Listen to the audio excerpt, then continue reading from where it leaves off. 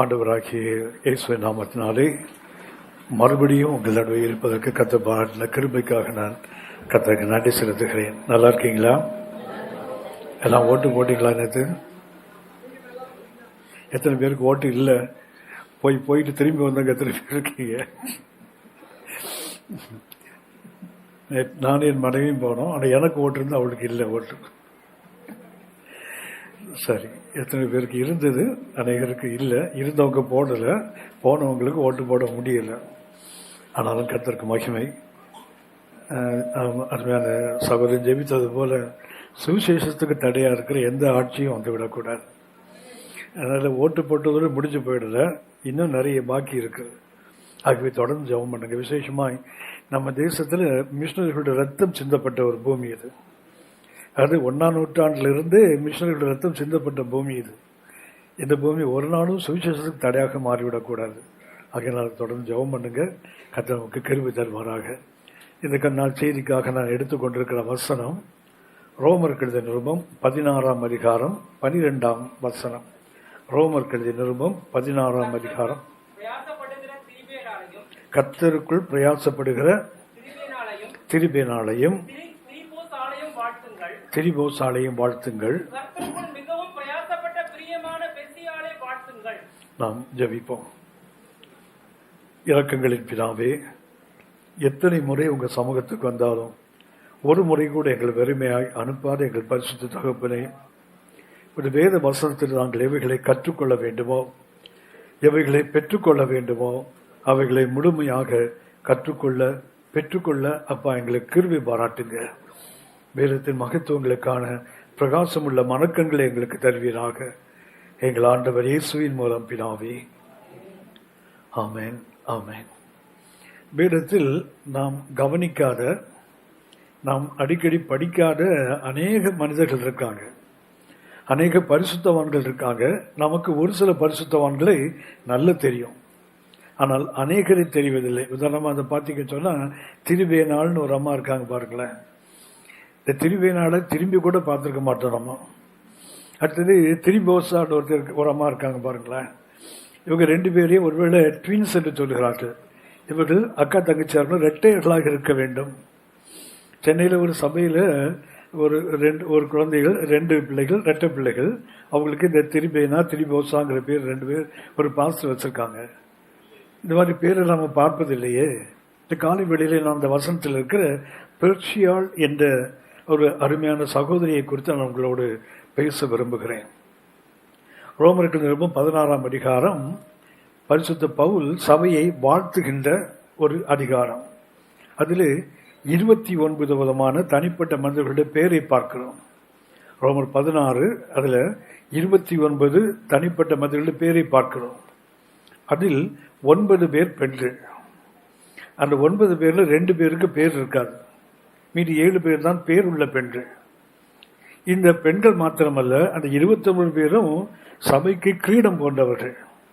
அதாவது they are crowns to the church.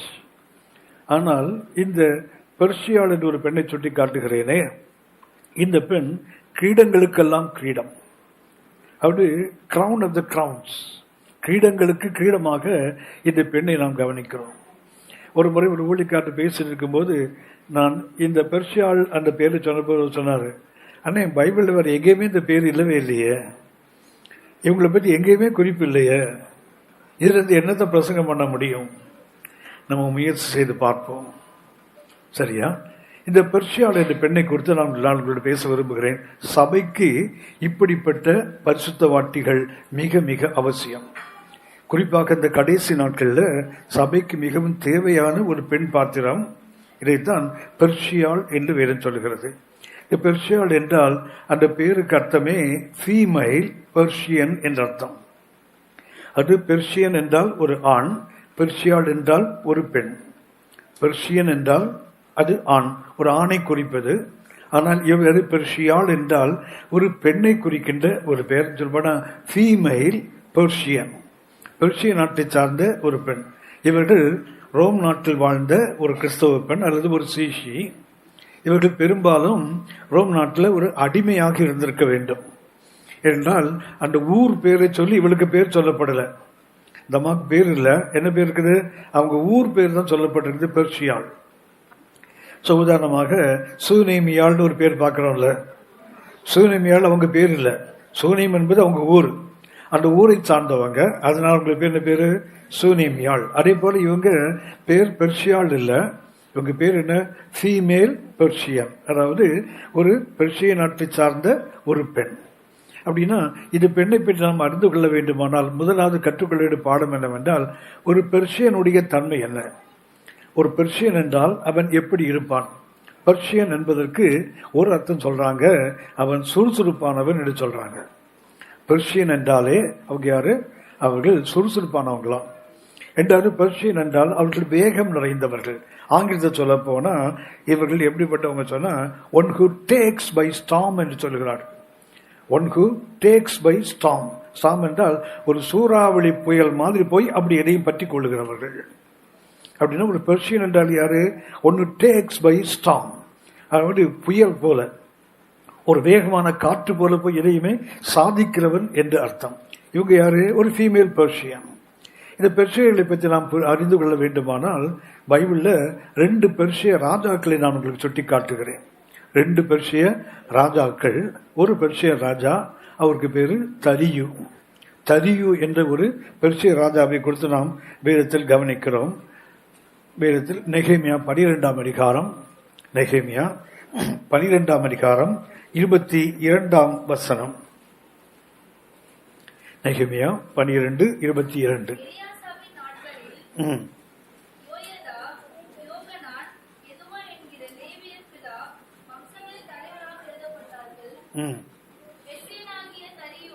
பெர்ஷியனாகிய தரியுவின் ராஜ்யபாரம் மட்டும் அப்படி எழுதப்பட்டார்கள். நெகேமியா 12ஆம் அதிகாரம் 22ஆம் வசனத்துல ஒரு பெர்ஷிய ராஜாவை கொடுத்து பார்க்கிறோம். அவருடைய பேரு தரியு என்று வேதம் சொல்கிறது. இன்னொரு பெர்ஷிய ராஜா 2 நாளாகமம் 36ஆம் அதிகாரம் 22ஆம் வசனம். 2 ராஜாக்கள்.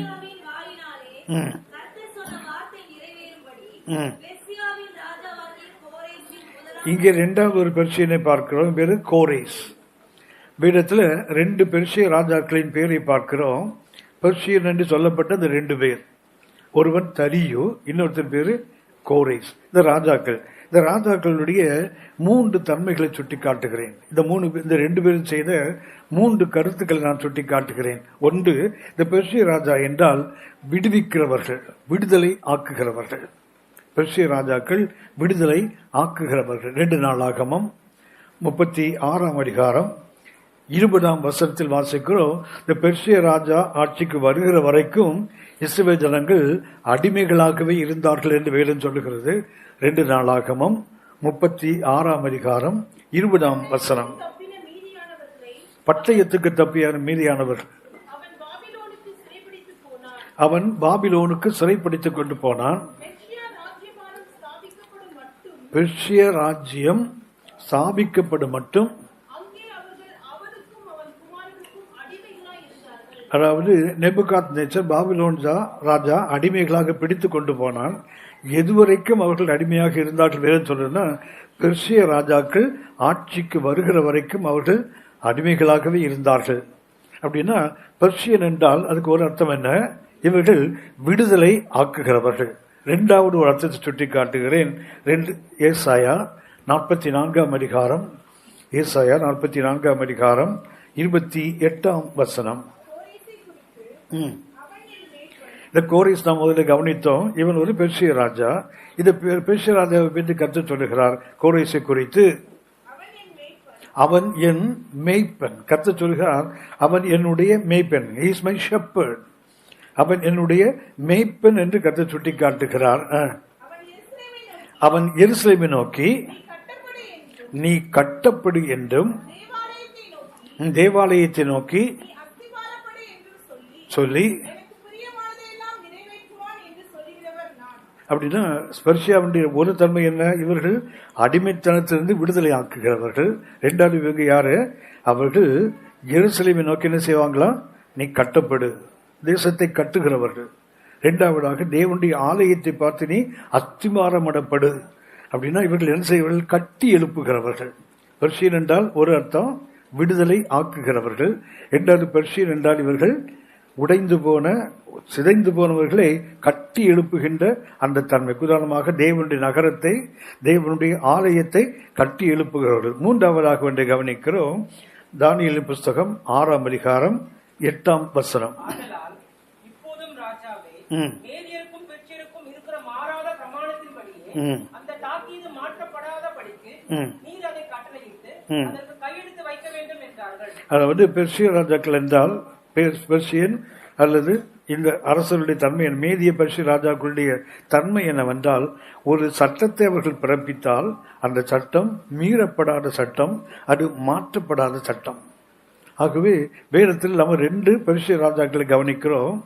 இது பைபிள் முழுவதும் பார்த்தீங்கன்னா இன்னும் அநேக இடங்களில், உதாரணமாக தானியேல் 6ஆம் அதிகாரம் 8ல் கவனித்தோம். 12ஆம் வசனம் 15ஆம் வசனத்தில் கூட பார்த்தீங்கன்னா இவர்களுடைய சட்டங்கள் மீறப்படக்கூடாது. ஒரு சட்டம் போட்டால் அது மீறக்கூடாது, அப்படிப்பட்ட தன்மை. அப்படின்னா ஒரு பெர்சியன் என்றால் 3 கருத்துக்களை வேதம் சுட்டி காட்டுகிறது. ஒன்று, இவர்கள் அடிமைத்தனத்திலிருந்து ஜனங்களை விடுவிக்கிறவர்கள். இரண்டாவதாக இவர்கள் தேவனுடைய நகரத்தை, தேவ ஜனத்தை, தேவனுடைய ஆலயத்தை கட்டி எழுப்புகிறவர்கள். மூன்றாவது இவர்களுடைய தன்மை என்னவென்றால், இவர்கள் ஒரு சட்டத்தை பிறப்பித்தால், இவர்கள் ஒரு வார்த்தையை சொன்னால் அந்த வார்த்தை என்ன செய்ய மாட்டாங்க?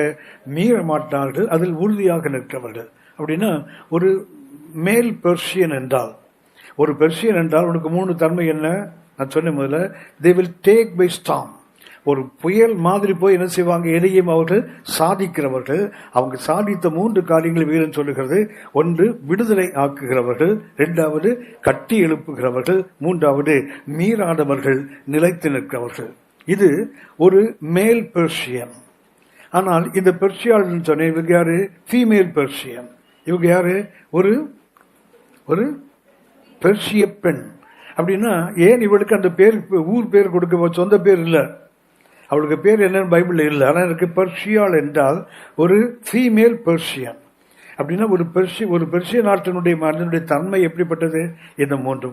இந்த பெண்ணுடைய அது அப்படியே அந்த பெண்ணுக்கு நாம் பார்த்தால், ஒன்று, இவள் அடிமைத்தனத்திலிருந்து, அப்படின்னா இவர்கள் என்ன செய்கிறாங்க? முதல்ல பாவத்தின் அடிமைத்தனத்தில் இருக்கிற மக்களை தேவனுக்கென்று விடுதலை ஆக்குகிறவர்கள், முதலாவது. இரண்டாவதாக இவர்கள் தேவனுடைய நகரத்தை, தேவனுடைய ஆலயத்தை, தேவ ஜனங்களை கட்டி, ஒருவனை பாவத்திலிருந்து விடுதலை ஆக்கினால் மாத்திரம் போதாது, அவர்கள் தேவனுக்குள் என்ன செய்யணும்? கட்டப்பட வேண்டும். தேவனுடைய ஆவிக்குரிய மாளிகையாக அவர்கள் கட்டப்பட வேண்டும். மூன்றாவதாக மிக அவசியமானது, இவர்கள் நிலைத்து நிற்கிறவர்கள். இவங்க மாத்திரம் அல்ல, இவர்கள் மூலமாக சந்திக்கப்படுகிற மக்கள் என்ன செய்வாங்க? அவர்களும் வழி விலகாதபடி, பிசகி போகாதபடி அவர்களை நிலைநிறுத்துகின்ற தன்மை. இந்த 3 தன்மைகளும் இந்த பெர்சியன் என்று பார்க்கிறோம். இந்த பெண்ணுக்கு பேர் என்ன? ஒரு பெர்சிய நாட்டு பெண். அவங்களுக்கு பேர் சொல்லப்படவில்லை. அப்படின்னா இவங்க யாரு? அந்த பெர்சிய நாட்டினுடைய தன்மையை தங்களில் கொண்டவர்கள். ஒன்று, பாவத்தின் அடிமைத்தன ஜனங்களை விடுதலை ஆக்குகிறவர்கள். இரண்டாவது, அவர்களை கர்த்தருடைய மகிமையான ஆலயமாக, கர்த்தருடைய நகரமாக அவர்களை கட்டி எழுப்புகிறவர்கள். மூன்றாவது, இவர்கள் மீறாதவர்கள், நிலைத்து நிற்கிறவர்கள், மற்றவர்களையும் நிலைநிறுத்த பண்ணுகிறவர்கள். இந்த 3 தன்மை இந்த பெண்ணில் பார்க்கிறோம். இப்படிப்பட்ட ஒரு தன்மை ஒரு பெண்ணுக்குள் இருக்கிறது என்றால், இந்த பெண் போன்றவர்களுக்கு சபைக்கு தேவையா இல்லையா? இன்றைய சபைக்கு தேவை. முதல்ல என்ன வேண்டும்? பாவத்தில் இருக்கிறவங்களை விடுதலை ஆக்குவது மாத்திரமல்ல, விடுதலை ஆக்கப்பட்ட நிலையில் தொடர்ந்து இருக்கணும்ல. சபைக்குள் வருகிறார்கள், பாவத்தின் விடுதலை விடுதலையாக்கப்பட்டு வருகிறார்கள். சபைக்குள்ள வந்த பிறகும் பாவத்தில் வாழ்ந்து கொண்டு இருக்கிறாங்கல்ல. அப்படின்னா நாம் விடுதலை ஆக்கினோமே தவிர அவர்களை விடுதலைக்குள்ளே தொடர்ந்து நடத்துவது கடினம். யூதா நிருபம் 1ஆம் வசனத்தை வார்த்தை பார்த்தீங்கன்னா அங்கே வேதம் சொல்லுகிறது, பிதாவினாலே பரிசுத்தம் ஆக்கப்பட்டவர்கள், கிறிஸ்துவினாலே பரிசுத்தில் காக்கப்பட்டவர்கள் போட்டு பாருங்களேன். பரிசுத்தம் ஆக்குவது ஒரு நிலை, பரிசுத்தம் ஆக்கப்பட்ட நிலையில காப்பது மற்றொரு நிலை. இன்னும் சொல்ல போனா பரிசுத்தம் ஆக்குவது சேவிங் கிரேஸ், விடுதலை ஆக்குகின்ற கிருபை. ஆனா இயேசுவோடது சஸ்டைனிங் கிரேஸ், கிருபை கொடுக்க, அதாவது பரிசுத்தத்தை கொண்டு வந்து அவர்களை காக்கின்ற கிருபை வேணுமே. அப்படின்னா ஒரு ஃபீமேல் பெர்ஷியன். இந்த பெர்ஷியால் என்றால் யாரு? ஒரு பெர்ஷிய நாட்டு பெண். இவங்களுக்குள்ள முதல் தன்மை என்ன? இவர்கள் பாவத்தின் ஜனங்களை விடுதலை ஆக்குகிறவர் மாத்திரமல்ல, விடுதலை ஆக்கப்பட்ட நிலையில் ஜனங்களை தொடர்ந்து வைத்திருக்கின்ற அந்த நிலைமை. இது இன்றைய சபைக்கு தேவை. ஏனென்றால் சபைக்குள்ள வருகிறார்கள். முன்னாடி யாரு? அவங்க காஞ்ச பாவி. இப்ப யார்? அவங்க நனைஞ்சு காஞ்ச பாவி. அவ்வளவுதான் வித்தியாசம். நடுவில் ஞானஸ்நானம் என்று ஒன்று வந்தது. நம்ம தொட்டியில் முக்கி என்ன பண்ணோம்? வெளியே போட்டோம். இவன் மறுபடியும் காயுது. முதல்ல காஞ்சுது, இப்பவும் காயுது, நடுவில் கொஞ்சம் நனைந்தது. இதுதான் அநேகருடைய ஆவிக்குரிய வாழ்க்கை. ரோமர் 6ஆம் அதிகாரம் 4ஆம் வசனத்தில் வாசிக்கிறோம், மேலும் பிதாவின் மகிமையினாலே கிறிஸ்து மரித்தோரிலிருந்து உயிரோடு எழுப்பப்பட்டது போல நாமும் புதிதான ஜீவனுள்ளவர்களாய் நடந்து கொள்ளும்படி அவருடைய ஞானஸ்நானத்தில் அப்படி இணைக்கப்பட்டோன்னு போட்டிருக்கல. அப்படின்னா ஞானஸ்தானத்தோடு இணைக்கப்பட்டால் அவங்க யாராக்கணும்? பரிசுத்தம் ஆக்கப்பட்டவர்கள் மாத்திரமல்ல, பரிசுத்தத்தில் காக்கப்படுகின்ற அனுபவம் இருக்கணும்ல. இதற்கு தேவை இன்றைக்கு யாருன்னு சொன்னா இப்படிப்பட்ட பெர்ஷியால் நமக்கு இன்றைக்கு தேவை. இரண்டாவதாக அவர்கள் பரிசுத்தத்தை நிலைத்து நிற்கலாம். அவங்க கட்டி எழுப்பப்படணுமே. இன்றைக்கு அன்றைக்கு கட்டி எழுப்பப்படாமலே உடைந்து சிரிந்து போன நிலையில் கிடக்கிறாங்க. சபைக்குள்ள வந்து எத்தனை வருஷம்?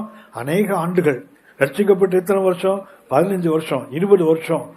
என்ன 15, 20? நாங்க 3ஆம் தலைமுறை பெந்தகோஸ்தே. கர்த்தருக்கு மகிமை, சந்தோஷம்தான். ஆனால் கட்டி எழுப்பப்பட்டிருக்கிறோமா? கட்டி எழுப்பப்பட அவசியம் உண்டுமே. எபேசியர் 2ஆம் அதிகாரம் 20 22 வரைக்கும் வாசிங்க. அப்போஸ்தலர், தீர்க்கதரிசிகள்,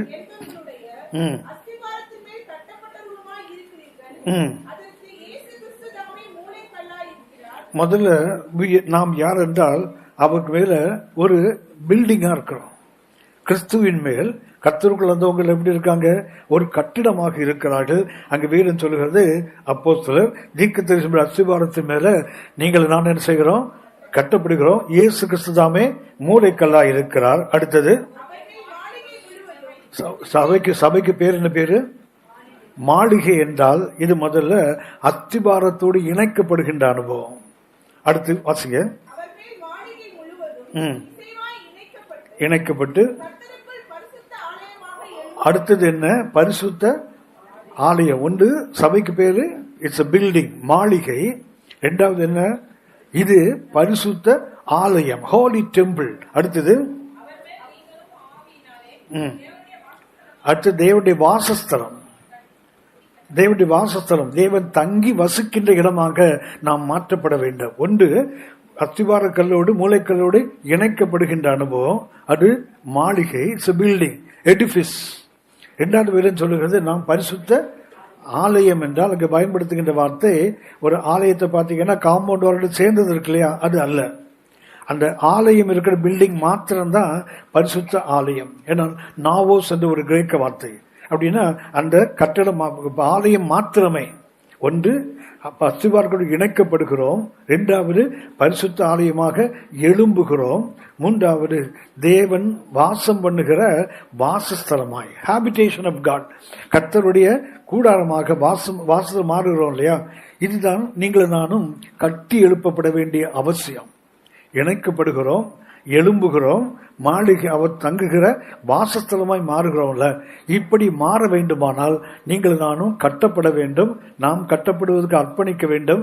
நம்மை கட்டி எழுப்புவதற்கும் பரிசுத்தவான்களும் பரிசுத்தவாட்டிகளும் சபையில தேவை. மூன்றாவதாக ஒன்றை கவனித்தோம், இவர்கள் நிலைத்து நிற்கிறவர்கள். அப்படின்னா எந்த சூழ்நிலை வந்தாலும் எந்த நிலைமையிலும் கர்த்தருக்கு உறுதியாக நிற்கின்ற தன்மை, அதுதான் இந்த பெர்ஷியாளுடைய அந்த ஃபீமேல் பெர்ஷியன் 3 தன்மைகள். இப்படிப்பட்ட ஒரு பெண் இருக்க வேண்டுமானால் அவர்களுக்குள் இருக்கிற அந்த 4 தன்மைகளை சுட்டி காட்டுகிறேன். கர்த்தருடைய பிள்ளை ஒவ்வொருவரும் இப்படிப்பட்ட ஒரு பெர்ஷியாளாக, விடுவிக்கின்றவர்களாக, கட்டி எழுப்புகின்றவர்களாக, உறுதியாக நிற்கின்றவர்களாக. சின்ன சின்ன பிரச்சனைகளுக்கு கூட காணாமல் போயிட்டு நிறைய விசுவாசி இருக்காங்க, நிறைய ஊழியர்கள் இருக்கிறாங்க, ஊழியமே செய்ய மாட்டேன்னு ஓடி போனால்னா இருக்கிறாங்க. அப்படியானால் இன்றைக்கு தேவை என்னவென்றால் கர்த்தருக்குள் நிலைத்து நிற்கிறவர்கள், பிறரை நிலைத்து நிற்க வைக்கிறவர்கள் இன்றைக்கு சபைக்கு தேவை. அதாவது சபை எனக்கு என்ன செய்யுது? பரலோகம் எனக்கு என்ன செய்கிறது, கர்த்தர் எனக்கு என்ன செய்கிறார், அதை நாம் இன்றைக்கு கவனிக்கிறோம், நாம் இன்றைக்கு அதை எதிர்பார்க்கிறோம். ஆனால் திருப்பி சொல்ல போனால், நான் கர்த்தருக்கு என்ன செய்தேன், நான் சபைக்கு என்ன செய்கிறேன், அப்படிப்பட்ட ஒரு சிந்தையோடு சபை இன்றைக்கு கடந்து போக வேண்டிய அவசியம். ஞாயிற்றுக்கிழமை ஆராதிக்க வந்திருக்கிறோம். நமக்கு என்ன, நாங்கள் ஆராதிக்கிற தேவன் எங்களை விடுவிக்க, அது எல்லாருக்குமே தெரியும். விடுவிக்காமல் போனால், விடுவிக்க வல்லவர், அது உண்மை. விடுவிக்காமல் போனால் அவர்தான தெய்வன். அப்படின்னா எந்த நிலையில் இருக்கிறோம், விடுவிக்காவிட்டால் அந்த இடத்துக்கு வரும்போது ஒரு கேள்விக்குறிதான். எவ்வளவு நாள் நினைச்சு நிற்போம், ஒரு சில நாட்கள், ஒரு சில வருஷங்கள், அதுக்கு மிஞ்சி போனாகும். இப்படியே காலம் ஓடுத, நான் ஒரு நாள் இருப்படி வீணாக இருக்கிறேனோ, என் நம்பிக்கை விருதாவான அப்படி தோணுதில்லை. ஜெபிக்கிறோம், ஜெபத்துக்கு பதில் வராவிட்டால், நல்ல கவனித்துக் கொள்ளுங்கள், ஜெபத்துக்கு பதில் வராவிட்டால் சோர்ந்து போயிடக்கூடாது. ஏனென்றால் ஜெபத்தை பற்றி 2 விதமான எதிர்மறையான கருத்துக்களை போல தோன்றுகின்ற ஒரு வசனம் இருக்குது. லூக்கா 18ஆம் அதிகாரம் 7-8 வசனத்தை வாசிக்க. அந்தபடியே எந்தபடியே இந்தபடியா, எந்தபடியே 1ஆம் வசனம் 6ஆம் வசனம் வரைக்கும் பார்த்தீங்கன்னா, ஒரு அநீதி உள்ள நியாயாதிபதி. அவன் தேவனுக்கும் பயப்பட மாட்டான், மனுஷனையும் அடிக்க மாட்டான், யாருக்கும் நல்லது செய்ய மாட்டான். அந்த பொல்லாத நீதிபதி அவனையே ஒரு பெண் என்ன பண்றாங்க, ஜெபித்து ஜெபித்து ஜெபித்து அந்த ஊர்ல ஒரு விரவை ஜெபித்து என்ன பண்றாங்க, அவனும் ஒரு நாள் தீர்மானிக்கிறான், இந்த அம்மா என்ன அடிக்கடி தொந்தரவு பண்ணாம இருக்கணும்னா. அந்த தொந்தரவு பண்றதுங்கிறதுக்கு கிரேக்கமில்ல பாத்தீங்கன்னா, இந்த அம்மா பண்ணி பண்ணாங்களாம், அவன் கண்ணில் அடிக்கிறதுன்னு அர்த்தம். தொந்தரவு பண்ணான்னு போட்டிருக்குது, அதுக்கு பயன்படுத்துகின்ற கிரேக்க வார்த்தைக்கு அர்த்தம் சொன்னா, அடிச்ச அடியில கண்ணு கருப்பா மாறி போச்சான் அவனுக்கு. அந்த அளவுக்கு தொந்தரவு பண்ணியிருக்கிறாங்க. அப்படின்னா என்ன தோணணும், என்ன கண்ணில் அடிச்ச உன்னை என்ன பண்றேன் பாரு, இந்த பக்கம் வராம இருக்கணும் தானே, துறஞ்சி தானே விட்டுருக்கணும். ஆனா அவன் என்ன பண்றான், இவளுக்கு ஒரு நீதி செய்யணும்னு யோசிக்கிறான் பாருங்களேன். அந்தப்படியே, எந்தப்படியே, அரைப்படி ஒரு படி இல்ல, அந்தப்படியேன்னா அந்த பொல்லாத நீதிபதியே என்ன செய்யறான், அவளுக்கு நல்லது தோணுகிறானே. அப்படின்னா நான் யாரு, இரவும் பகலும் என்ன தன்னை நோக்கி கூப்பிடுகிற, தம்மால் தெரிந்து கொள்ளப்பட்ட விஷயத்துல இது தேவையா? ராத்திரியும் பகலும் கூப்பாடு போட்டு கதறோம், ஆனா அவர் என்ன பண்ணுவாராம், ஆண்டவரே உங்களுக்கு நேரங்காலமே தெரியாதா? நீடிய பொறுமையா? ஐயோ உயிரை போடு, பசிக்குன்னு சொன்னா இரு மார்க்கெட் போய் தான் காய்கறி வாங்கிட்டு வரேன்னு சொல்லி போன அவன் என்னத்துக்கு ஆவான்? நீடிய பொறுமை. அவர் இரவும் பகலும் கூப்பாடு போடுறான். தமிழ்ல அப்படி இரவும் பகலும், ஆனா கிரேக்கமில்ல பகலும் இரவும். தெரியுங்களா, பைபிள்ல பெரும்பாலும் இடங்கள்ல இரவும் பகலும். கர்த்தருடைய வேதத்தில் அப்படிதானே தமிழ்ல வாசிக்கிறோம். ஆனா எபிரேயம்ல ஆங்கிலத்தை பார்த்தீங்கன்னா பகலும் இரவும் இருக்கும். சரியா? சரி போட்டு அதுக்குள்ள போக வேண்டாம், உள்ள நிறைய போயிடும். அப்படின்னா என்ன பண்றா, இரவும் பகலும் தமிழ்ல, பகலும் இரவும் என்ன பண்றா, பகல் என்றால் செயல்படுகின்ற நேரம், இரவு என்றால் ஓய்வெடுக்கின்ற நேரம். எல்லா நேரங்களிலும் என்ன பண்றான், கூப்பாடு போடுறாங்க. ஆனா கர்த்தர் என்ன செய்வாராம், நீடிய பொறுமை உள்ளவராயிருந்து நியாயம் செய்யாமல் இருப்பாரோ. என்ன ஆண்டவரே நீடிய பொறுமைன்னு சொல்றீங்க, அப்புறம் சீக்கிரம்ன்றீங்க, இது என்ன கொசு மூளைக்கு புரியவே மாட்டேங்குத. நீடிய பொறுமை சரி அப்படின்னா காலம் தள்ளுவீங்க, அப்புறம் என்ன சீக்கிரம் வேற. அதுல கவனித்துக் கொள்ளுங்கள், இந்த நீடிய பொறுமை எதுக்கென்றால், கர்த்தர் உங்களையும் என்னையும் உள்ளான மனுஷன்ல மாற்ற விரும்புகிறார்.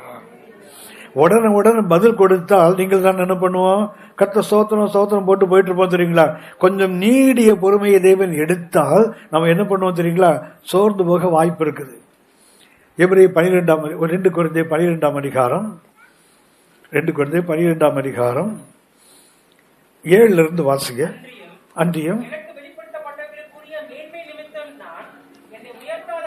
அதாவது 3ஆம் வானம் வரைக்கும் போய் மனிதர்களால் பேசப்படாதவைகளை கேட்ட ஒரு பெரிய பரிசுத்தவான் தேவ மனிதன். 3ஆம் வானம் வரைக்கும் போயிட்டு வந்தவர், அவருக்கு அதிக மேன்மைகள், அதிக வெளிப்பாடுகள் தேவ கிருபைகள் கொடுக்கப்பட்டிருக்கிறது.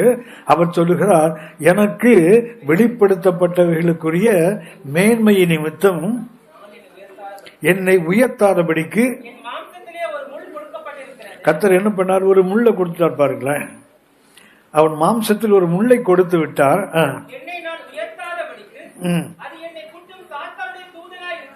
அது ஒரு பெரிய பரிசுத்தவான், 3ஆம் வானம் வரைக்கும் போய் தேவ தரிசனங்களை பெற்றவர். ஆனால் அவர் சொல்லுகிறார், என் உடம்புல என்ன இருக்குது? சாத்தானுடைய தூதன் ஒருத்தன் கொட்டிக்கிட்டே இருக்கிறான்னு சொல்றான் பாருங்களேன். வாசிங்க. அது என்னை விட்டு நீங்கும்படிக்கு கர்த்தரிடத்தில் வேண்டிக் கொண்டேன். அதற்கு அவர் அது கர்த்தர் எடுக்க மாட்டேன்னு அர்த்தம். முள்ளு குத்துதா? குத்திக்கிட்டே இருக்குதா? நல்ல குத்துட்டும். நான் என்ன செய்ய மாட்டேன், அதை எடுக்க மாட்டேன்னு சொல்றாரு பாருங்களேன். நான் என்ன செய்ய மாட்டேன், என் கிருபை உனக்கு போதும்.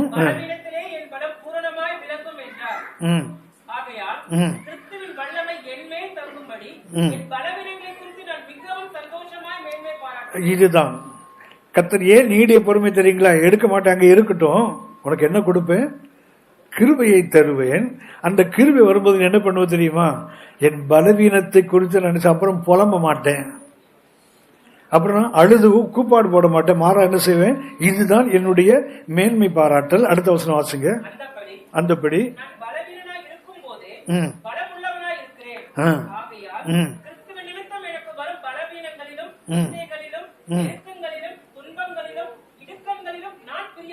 கவனிச்சிங்களா? அந்த நீடிய பொறுமை பரிசுத்த பவுலுக்கு என்ன பண்ணுச்சு தெரியுங்களா? அவனுக்குள்ளே ஒரு பெரிய உள்ளான மனுஷன் ஒரு மாற்றத்தை உண்டாயிட்டு பாருங்களேன். இந்த உபத்திரவங்களில் ஒரு காலத்துல அது நீங்க வேண்டும் என்று போராடி ஜெபித்தார். கர்த்தர் சொல்ற, என் கிருபை உனக்கு போடும், அந்த பலவீனம் அங்கதான் இருக்கும், நான் உனக்கு எடுக்க மாட்டேன். அப்போ இவர் என்ன சொல்றா தெரியுங்களா? நான் ரொம்ப அற்புதமான ஆங்கிலத்தை பார்த்தீங்கன்னா, when I am weak then I am strong. நான் பலவீனம் உள்ளவனா இருக்கும் போதே கர்த்தர், when I am weak, நான் பலவீனமா தான் இருக்கிறேன், நான் என்ன சொல்றேன்? then I am strong. அப்படின்னா எப்போது நான் எந்த ஒரு மாற்றம் வருது பாருங்களேன். இன்னும் சொல்ல போனா அந்த உபத்திரவங்கள்ல குத்திக்கிட்டே தான் இருக்குது, அது ஒன்றும் போயிடல. ஆனா என்ன பண்றான்? அதுல பிரியப்படுறான்னு சொல்லிட்டு பாருங்களேன். அப்படியானால் இன்றைக்கு நீங்கள் நானும் நிலைத்து நிற்கின்ற அனுபவத்தை விட்டு சில நேரங்களை அசைக்கப்படுகிறோம். ஆவிக்குரிய வாழ்க்கை கொஞ்சம் அசைக்கப்படும். ஆவிக்குரிய வாழ்க்கை கொஞ்சம் அஸ்திவாரம் ஆட்டம் காணுவது போல தோன்றும். அஸ்திவாரங்களும் நிர்மூலமாகிறது. நீதிமான் என்ன செய்வான்? தமிழ் சங்கீதம் 11:3 வாசிக்கிறோம். அஸ்திவாரங்களும் நிர்மூலமாகிறது. நீதிமான் அதுக்கு என்ன? அஸ்திவாரமே போயிடுச்சு, நீதிமான் என்னையா பண்ணுவான்? அப்படி இல்லை, அது தமிழ்ல அப்படி இருக்குது. ஆனா ஆங்கிலத்துல எபிரேயர்ல பாத்தீங்கன்னா, நீ அஸ்திவாரங்கள் நிர்மூலமாகும் போது நீதிமான் என்ன செய்ய வேண்டும் என்று இருக்கும் அந்த வசனம். என்ன செய்வான் அல்ல, என்ன செய்ய வேண்டும். என்ன செய்யணும்? அஸ்திவாரத்தை இன்னும் உடுத்தல போட வேண்டும்.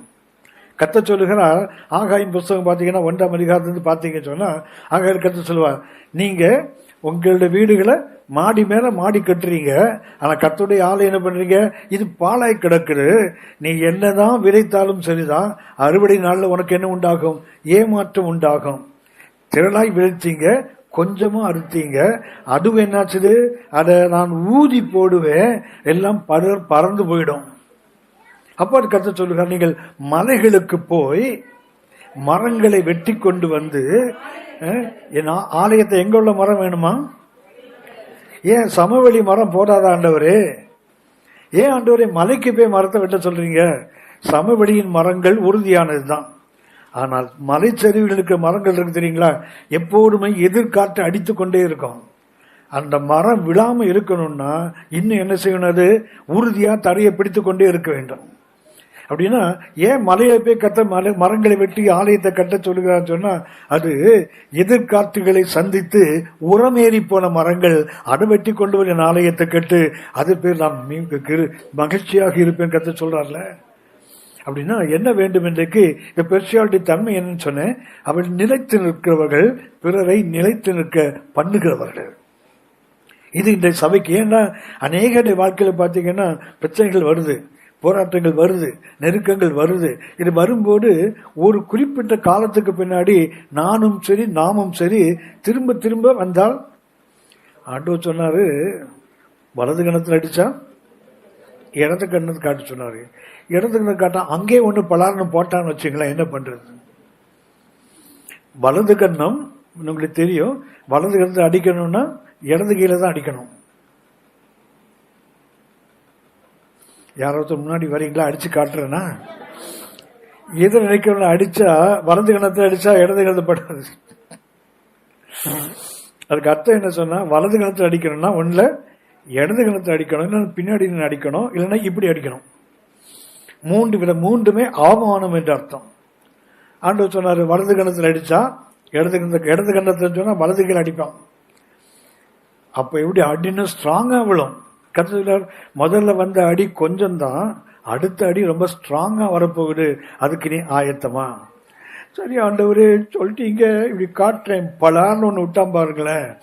அடுத்து என்ன பண்ணது ஆண்டவரே? திருப்பி அடிச்சுட்டா என்ன பண்ணுது? என் நண்பர் கேட்பாரு, ஆண்டவர் சொல்லிட்டாரு வலது கணத்தை இடது கணத்தை காட்டுன்னு சொல்லிட்டாரு. இடது காட்டுனா அடிச்சா என்ன பண்றது? ஆண்டவர் ஒன்றும் சொல்லல, நான் போட்டு சாத்திடுவேன் அப்படின்னு அவர். அப்படின்னா நமக்கு ஒரு கொஞ்சம் பொறுத்து கொள்ள முடியும், அடுத்ததையும் கொஞ்சம் பொறுத்து கொள்ளலாம். அதுக்கு மேல மிஞ்சி போனா நிலைத்து நிற்கின்ற அனுபவம் இன்றைய ஆவிக்குரிய வாழ்க்கைக்கு அவசியம். இன்றைய சபைக்கு மிக மிக அவசியம். நிற்கிறவர்களும் வேண்டும், நிற்க பண்ணுகிறவர்களும் வேண்டும். யோசித்து பாருங்களேன், சின்ன பிள்ளை பாத்தீங்கன்னா ஐயோ சொல்லும், ஐயோ கண்ணு, ஐயோ பொண்ணு, அல்லாது சொல்லும் இப்படி போட்டா எல்லாருக்குமே ரொம்ப பிடிக்கும். கண்ணீரை தொட, ஏன் சும்மா புலம்பிட்டு இருக்கிற, ஒப்பாரி வைக்காத, நிறுத்து அப்படின்னா உனக்கு என்ன தெரியும்? வெளி கடுப்பாய் போயிடுவோம்ல. என்ன வேண்டும்? இன்றைக்கு நிலைத்து நிற்கின்ற அந்த பெர்சியாள் இன்னைக்கு தேவை. இரண்டாவதாக நிலைத்திருக்க பண்ணுகிற பரிசுத்த பவுல் சொல்றார் பாருங்களேன், நான் பிரியப்படுகிறேன். when I am weak then I am strong. நான் எப்ப உள்ளான மாற்றம் வந்துட்டு பாருங்களேன். இது இன்றைக்கு சபைக்கு தேவை. இப்படிப்பட்டதை செய்கின்ற சபைகள் இன்றைக்கு சபைக்கு வேண்டும். அந்த பெர்சியாளுடைய 4 தன்மைகளை சுட்டி காட்டுகிறேன். மறுபடியும் ரோமர் 16ஆம் அதிகாரம் 12ஆம் வசனம் வாசிங்க. ரோமர் 16:12. சரி, இப்போ இந்த திரிபோனாலையும் கொஞ்சம் விட்டுடலாம். அடுத்தது வாசிங்க. அப்படின்னா முதலாவது நாம் பார்ப்பது என்ன? அவங்க எங்க இருக்கிறாங்க? கர்த்தருக்குள். She was found in Christ. கர்த்தருக்குள் இருக்கிறவர்கள். யார் இப்படிப்பட்ட ஒரு பெர்சியாளாக மாற முடியும் என்றால், யார் ஒருவர் கர்த்தருக்கு உள் இருக்கிறார்களோ அவர்கள்தான். இங்க பைபிள பாத்தீங்க சொன்னா, ரோமர் 1 அதிகாரம் 1ஆம் வசனம் பாத்தீங்கன்னா, ரோமாபுரியில் இருக்கிற வாசிங்களா, ரோமர் 1:1 வாசிங்க.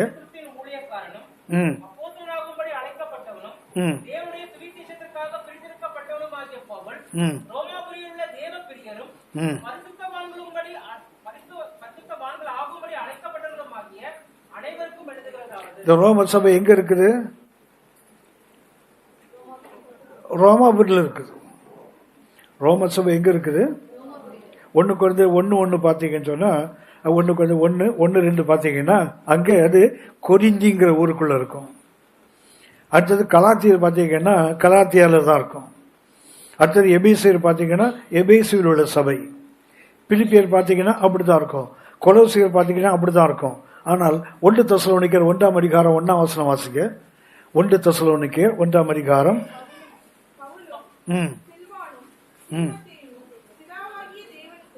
பிதாவாகிய தேவனுக்குள்ளும் ஒரு ஆமீன் சொல்லணுமே. இந்த சபை ஊர்ல இல்ல, இந்த சபை எங்க இருக்குது? எல்லா ஊர்லயும் சபை இருக்குது. ஆனா எந்த சபை கர்த்தருக்குள் இருக்குதோ, எல்லா கர்த்தர் பிள்ளைகளும் கர்த்தரோட தான் இருக்கிறாங்க. ஆனால் கர்த்தருக்கு உள் இருக்கிற அனுபவம். 2 தெசலோனிக்கர் 1ஆம் அதிகாரம் 1ஆம் வசனம் வாசிங்க. பவுலும் சில்வானும் நம்முடைய பிதாவாகிய தேவனுக்குள்ளும். அப்படின்னா அந்த சபை எங்க இருக்குது? வருகைக்கு காத்திருக்கிற அந்த தெசலோனிக்க சபை அது எங்க இருக்கு தெரியுங்களா? தெசலோனிக்கேல இல்ல, எங்க இருக்குது? கர்த்தருக்குள் இருக்கிற தெசலோனிக்கே சபை. மற்ற சபைகள்லாம் ஊருக்குள் இருக்கிற கர்த்தருடைய சபை. ஆனா இந்த சபை அப்படி இல்ல. எங்க இருக்குது? இது பிதாவாகிய தேவனுக்குள்ளும் கர்த்தராகிய இயேசு கிறிஸ்துவுக்கு உள்ளும் இருக்கிற சபைன்னு போட்டிருப்பாருங்களேன். இது ஒரு பெரிய வித்தியாசத்தை கொண்டு வருவது. ஒரு ஊர்ல ஒரு சபை இருக்கலாம், அந்த சபை கர்த்தருக்குள் இருக்காங்கிறது முக்கியம் இல்லையா? அப்படி அன்புக்குரியவர்களே, நீங்கள் நானும் கர்த்தரோடு இருக்கிறோம். ஆனால் என்ன தேவை? கர்த்தருக்கு உள்ள இருக்கிற அந்த அனுபவம் இருக்கிறதா? சென்னையில ஒரு சர்ச்சில் சண்டே ஸ்கூல் நடத்துறாங்க. சண்டே ஸ்கூல்னா நமக்கு தெரியும், பிள்ளைகள் வருவாங்க. குறிப்பாக இந்த பிபிஎஸ் நடத்தும் போது வெளியே இருந்தும் பிள்ளைகள் வருவாங்க. அதுல வந்த ஒரு இஸ்லாமிய குழந்தை, அந்த குழந்தை கிறிஸ்தவ குழந்தை, இஸ்லாமிய குழந்தை. அந்த குழந்தை வந்தாங்க. அக்கா பிள்ளைங்களுக்கு கதையெல்லாம் சொல்லி கொடுத்தாங்க, பாட்டு சொல்லி கொடுத்தாங்க. அப்ப சொன்னாங்க, இயேசு உங்க உள்ளத்துக்குள்ள வந்துருவாரு. இயேசு எங்க வருவாரு? உங்க உள்ளத்துக்குள்ள வருவாரு. இப்படி சொன்னோன்னு பிள்ளைகளாம் ஒரே சந்தோஷம். ஆனால் இந்த இஸ்லாமிய பிள்ளைக்கு ஒரு கேள்வி. ஏன்னா அவ தோல்ல ஒரு சின்ன பை போட்டிருக்கா. அதுக்குள்ள என்னதான் யுஎஸ் போனாலும் வீட்டுல இருந்து என்ன பண்றாங்க, கொஞ்சம் பெரிய பொம்மையை ஒண்ணு கொடுத்தாங்க. அந்த பொம்மையை அந்த பைக்குள்ள திணிச்சு வச்சிருக்கா. பையை விட பொம்மை பெருசு. அப்ப என்ன ஆகும்? பொம்மை கை ரெண்டு வெளியே தெரியுது, தலை வெளியே தெரியுது.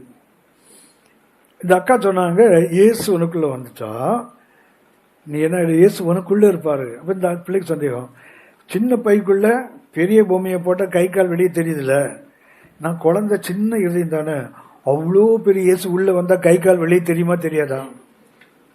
ஹலோ, தெரியுமா தெரியாதா? தெரிய மாட்டேங்குத.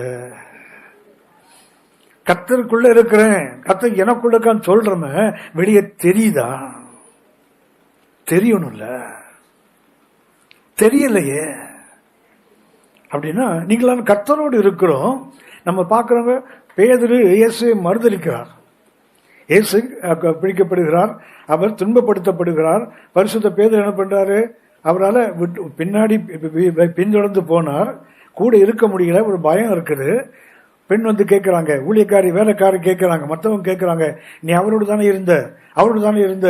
ஐயோ, எனக்கு அவரை தெரியாது. சபிக்கிறான், சத்தியம் பண்றான்.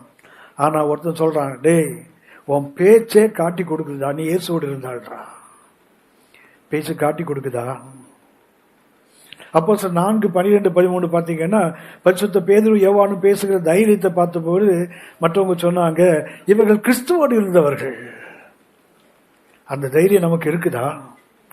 அப்படின்னா இந்த பெர்ஷியால் எப்படி சபைக்கு இப்படி பயன்பட முடியும் என்றால், முதல்ல என்ன வேண்டும்? கர்த்தருக்குள் இருக்கிற அந்த தன்மை. நீங்கள் நானும் கர்த்தருக்குள் இருக்கிறோம் என்று காணப்பட வேண்டியது அவசியம். இந்த பெர்ஷியால் யாரு? இந்த லார்ட், கர்த்தரோடு அல்ல, கர்த்தருக்கு உள் இருக்கிற அந்த அனுபவம் இன்றைக்கு சபைக்கு தேவை, எனக்கு தேவை, நமக்கு தேவை. அப்படி என்றால் கர்த்தருக்குள் இருக்க காணப்பட வேண்டுமானால் என்ன செய்ய வேண்டும்? பிலிப்பியர் 3ஆம் அதிகாரம் 9ஆம் வசனம் வாசிங்க. நான் கிறிஸ்துவை ஆதாயப்படுத்திக் கொள்ளும்படிக்கு இராமல்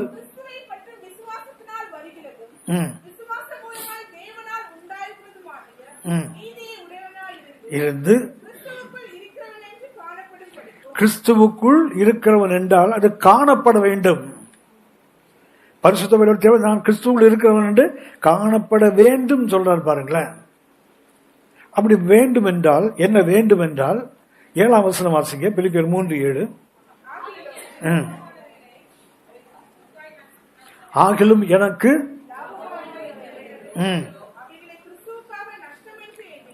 கிறிஸ்துவுக்குள் இருக்கிறவன் என்று காணப்பட வேண்டுமானால் முதல்ல என்ன ஆகணும்? எனக்கு எதெல்லாம் லாபமா இருந்ததோ அதெல்லாம் என்னவா மாறணும்? அப்படி மாறுனா நீங்கள் நானும் சொல்லலாம், நான் எங்க இருக்கிறேன்? கிறிஸ்துவுள் இருக்க காணப்பட வேண்டும். காணப்பட வேண்டுமா முதல்ல என்ன தன்மை தெரியுங்களா? எனக்கு எதெல்லாம் லாபம் அதெல்லாம் நஷ்டமாக மாறணும்.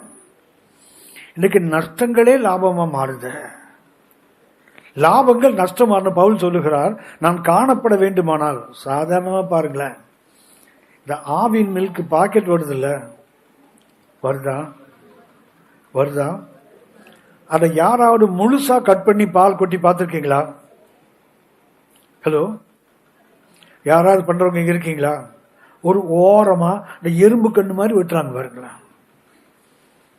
அதை போட்டு கசக்கி புளிஞ்சு ஊத்தி நம்ம அக்கா தங்கச்சி அம்மாலாம் கில்லாடி அதுக்குள்ள தண்ணியை ஊத்தி ஒரு குளிக்கு மறுபடியும் ஊத்திடுவாங்க பாருங்க. ஏன் அதை மொத்தமா கிழிச்சா என்ன? பழைய பேப்பர் கவர் அதை வாங்கவே மாட்டோம். ஒரு சின்ன பாக்கெட்டு அந்தவே நமக்கு நஷ்டமா மாற மாட்டேங்குது. வெளியே இருந்து ஒரு பேப்பர் வீட்டுக்குள்ள வந்தா ஒரு தலைமுறையை தாண்டாலும் பேப்பர் வெளியே போக மாட்டேன் பாருங்களேன். ஒரு பாலித்தீன் கவர் வந்தா பாருங்களேன், எல்லாத்தையும் எடுத்து நல்லா தொடச்சி அதை மடிச்சு உதவும். கவனித்துக் கொள்ளுங்கள், இன்னைக்கு நமக்கு நஷ்டங்களே லாபமா மாறுதில்ல. நான் கிறிஸ்துவுக்குள் இருக்க காணப்பட வேண்டுமானால் முதல்ல என்ன ஆகணும்? எனக்கு எவைகள் லாபமோ அதுக்கு மேல பார்த்து பிலிப்பியர் 3ஆம் அதிகாரம் அந்த 5-6 வசனங்களை பார்த்தீங்கன்னு சொன்னா பரிசுத்த பவுலுடைய 7 மேன்மைகள், பரிசுத்த பவுலுடைய 7 மேன்மைகள் அதெல்லாம் அவருக்கு லாபம். அப்படிப்பட்ட லாபத்தை கிறிஸ்துவுக்காக என்ன பண்றாரு? நஷ்டம் என்று எண்ணினேன்னு சொல்றாரு பாருங்களேன். எப்ப நீங்கள் நானும் லாபத்தை நஷ்டமாக எண்ணுகிறோமோ, கொலோசியர் 3ஆம் அதிகாரம் 1ஆம் வசனத்தில் வாசிக்கிறோம், நீங்கள் கிறிஸ்துவுடன் கூட எழுந்ததுண்டானால் நாம் கிறிஸ்துவோடு வீத்தெழுந்தது உண்மை என்றால் எதை தேடுவோம்? கிறிஸ்து வீட்டிருக்கிற மேல பரலோகத்துக்கு தானே தேடுவோம், பூமிக்குரியவைகள் அல்லன்னு அடுத்த வருஷம் சொல்லி பாருங்களேன். நீங்கள் மரித்தீர்கள், உங்கள் ஜீவன் கிறிஸ்துவனுடனே கூட தேவனுக்குள் மறைந்திருக்கிறது.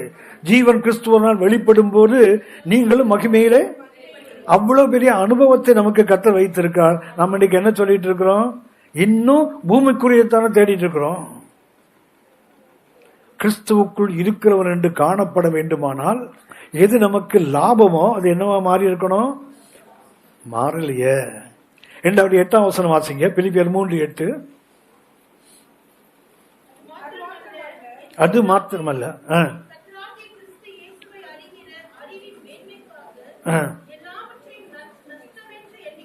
இரண்டாவது அறிவு. இரண்டாவது என்ன அறிவு? கர்த்தராகிய இயேசு கிறிஸ்துவை அறிகிற அறிவுக்காக. பரிசுத்த பவுல் பெரிய ஞானி, காடு வழியா வழியும் அப்படியே நியாயப்பிரமாணம் அவருக்கு. அவ்வளவு பெரிய படிப்பாளி, அவ்வளவு பெரிய வேறு தேறினவர். ஆனால் அவர் சொல்கிறார், கிறிஸ்துவை அறிகிற அறிவு எனக்கு வேண்டுமானால் நான் என்ன செய்யணும்? என்னுடைய சுய அறிவு இருக்கு தெரியுங்களா, அந்த அறிவை அதை வெளியே தள்ளணும். ஒன்று லாபங்களை தள்ளி நஷ்டங்களை ஏற்றுக்கொள்கிற அந்த அனுபவம் கிறிஸ்துவுக்காக. இரண்டாவதாக நமக்கு சுய அறிவு இருக்கு தெரியுங்களா, இந்த சுய அறிவு இருக்குத அது தள்ளி தேவனை அறிகின்ற அறிவு உள்ள வரணும். இது இரண்டாவது அடையாளம். மூன்றாவதாக 9ஆம் வசனம் வாசிங்க.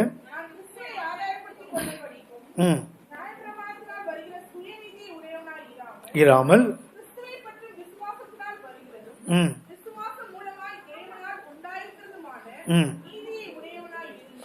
ஒரு நீதியை சொல்ற பாருங்க. ஒன்று சுய நீதி, நியாய பிரமாணத்தால் வருகின்ற நீதி. இன்னொன்று என்ன? தேவ நீதி. 2 விதமான நீதியை சொல்றார் பாருங்க. முதல்ல 7ஆம் வசனத்தில் கவனித்தோம், 2 விதமான பொருள். ஒன்னு என்ன? லாபம், மற்றொன்று நஷ்டம். அடுத்தது என்ன? ஹலோ, என்ன சொல்ல போனா இவாலுவேஷன், மதிப்பீடு. பொருளை பற்றிய ஒரு மதிப்பீடு வரணும் எனக்கும் நமக்கும். என்ன வரணும்? இது எனக்கு லாபம், ஆனா இது உலகத்துக்குரியது, ஆனால் இதை இழந்தால்தான் எனக்கு இது வரும். ஒன்று கவனித்துக் கொள்ளுங்கள், ஆவிக்குரிய வாழ்க்கையில without losing we can't gain anything. இழக்காமல் ஒன்றை பெற்றுக்கொள்ளவே முடியாது.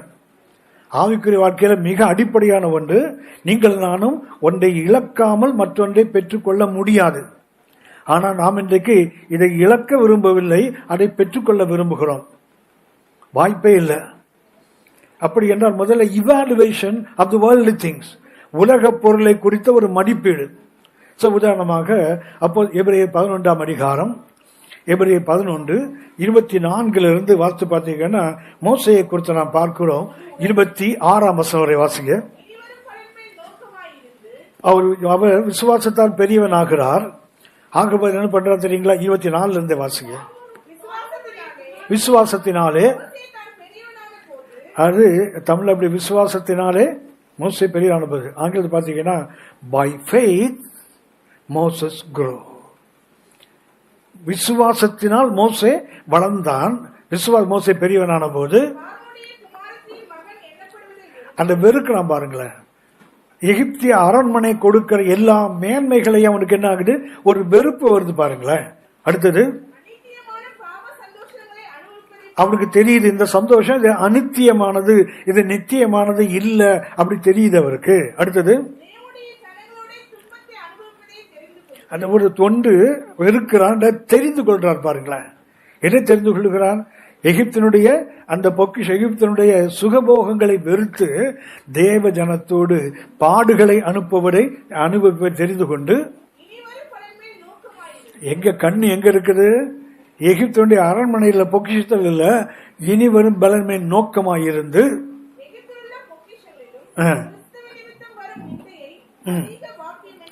இதுதான் மதிப்பீடு. கிறிஸ்துவுக்குள் ஒருவன் இருக்கிறவன் என்று காணப்பட வேண்டுமானால் அவனுக்கு இந்த பொருளை பற்றி என்ன இருக்கணும், ஒரு மதிப்பீடு. எது காஸ்ட்லி, எது சீப், அது தெரியணும். எது உயர்ந்தது, எது தாழ்ந்தது பார்த்தா தெரியணும்ல. துக்கம் என்னவென்றால் இன்றைக்கும் ஆவிக்குரிய உலகத்துல உயர்ந்ததாக தெரிவது உலகம்தான் தெரியுது. ஊழியத்துக்கு போனீங்கன்னாலே வெறுமனே ஒரு பைபிளை விட்டு தூக்கிட்டு போனா ஒரு பைபிளும் திரும்பி பார்க்க மாட்டேங்கிறான். ஊழியத்துக்கு போனா ஒருத்தன் கூட அண்ணே பைபிள் கொடுன்னு கேட்க மாட்டேங்கிறான். அடே, அந்த சுவிசேஷ பை பார்த்துருக்கீங்களா? இப்ப அந்த நிறைய பேர் யூஸ் பண்றதே இல்லை, சரியா? நான் யூஸ் பண்றேன். இப்போ அதை பாத்தீங்கன்னா தோல்ல ஒரு பை, நீளம் பச்சை மஞ்சள் கலருக்கு போட்டிருக்கு தெரியுங்களா? நம்ம திருவள்ளூர்ல ஈக்காட்டில் தான் செய்யறாங்க அந்த பை. அப்படி உள்ள ஒரு பையை போட்டு போனீங்க, அந்த பைபிளை போட்டு போனீங்கன்னா ஒரு பை கூட வானு கூட கூட மாட்டான். அடையே ஒரு விஐபி பிரீஃப் கேஸ் கொண்டு போனீங்கன்னு வச்சுங்களேன், கோமாளி பையெல்லாம் ஓடி வரான், அண்ணே கொடுங்கண்ணே, அண்ணன் கொடுங்கண்ணே. ஏன்டா நீ மனுஷனுக்கு மதிப்பு கொடுக்க கொண்டு வர பைக்காடா மதிய கொடுக்குறேன்? இவாலுவேஷன், மதிப்பீடு. இன்னைக்கு போனா கூட சட்டை எப்படி இருக்கணும்? ஒரு வெள்ளை ஜிப்பா ஒன்று போட்டுட்டு ஒரு மாதிரி போட்டு லூஸா போனா நம்மள லூஸா கூட மதிக்க மாட்டான்.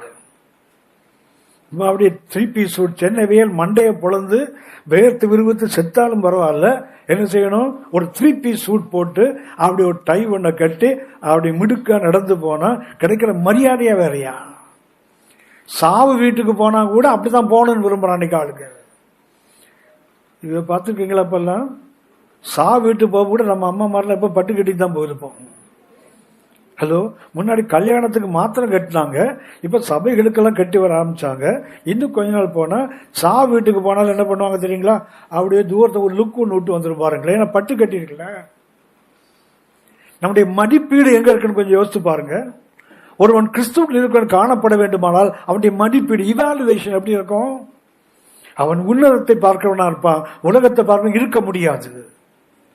இந்த பெர்சியாள் கர்த்தருக்குள் இருக்கிறவள், அவனுடைய என்ன தன்மை இருக்குது? Evaluation about money, evaluation about worldly things, உலக பொருளை பொறுத்த அவளுக்கு ஒரு மதிப்பீடு இருக்கு பாருங்களேன். இரண்டாவதாக அவளுக்கு அறிவு என்ன? எவ்வளவு பெரிய உலக அறிவு இருந்தாலும் சொன்னா குப்பை இதெல்லாம்.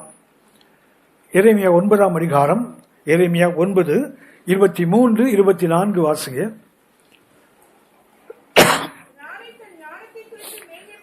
பெரிய ஞானியா இருக்கலாம், நீ ஞானத்தை குறித்து மேன்மை பாராட்டாதே. சிம்சோனை போல பெரிய பராக்கிரமசாலியாக இருக்கலாம், அது குறித்து மேன்மை பாராட்டாதே. வேண்டாம், ஒரே ஒரு மேன்மை பாராட்டல் தான். என்ன மேன்மை பாராட்டல்? பூமியில கிருபையையும்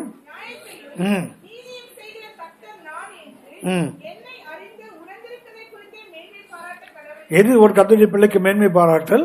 கர்த்தரை அறிகின்ற அந்த அறிவுதான். ஞானம் இருக்கலாம், செல்வம் இருக்கலாம், பலம் இருக்கலாம், அது கர்த்தர் கொடுப்பதுதான். ஆனா அது நமக்கு மேன்மை அல்ல, மேன்மை பாராட்டல் அல்ல. எது மேன்மை பாராட்டல்? நான் கர்த்தரை அறிந்திருக்கப்பா, அவர் கிருபை உள்ளவர், நீதி உள்ளவர், நியாயம் செய்கிறவர், அதை நான் அறிந்திருக்கிறேன். அந்த அறிவு தான் ஒரு கர்த்தருடைய பிள்ளைக்கு மேன்மை. அதைத்தான் பவுல் சொல்லுகிறார், பிலிப்பியர் 3:8 சொல்லுகிறார், நான் ஒன்று பண்றேன் கர்த்தரை அறிகிற அறிவுக்காக. மூன்றாவதாக 9ஆம் வசனத்தில் கவனித்தோம், நியாய பிரமாணத்தினால் ஒரு நீதி வருது, ஆனா அடுத்து வேதம் சொல்லுகிறது அது தேவநீதி.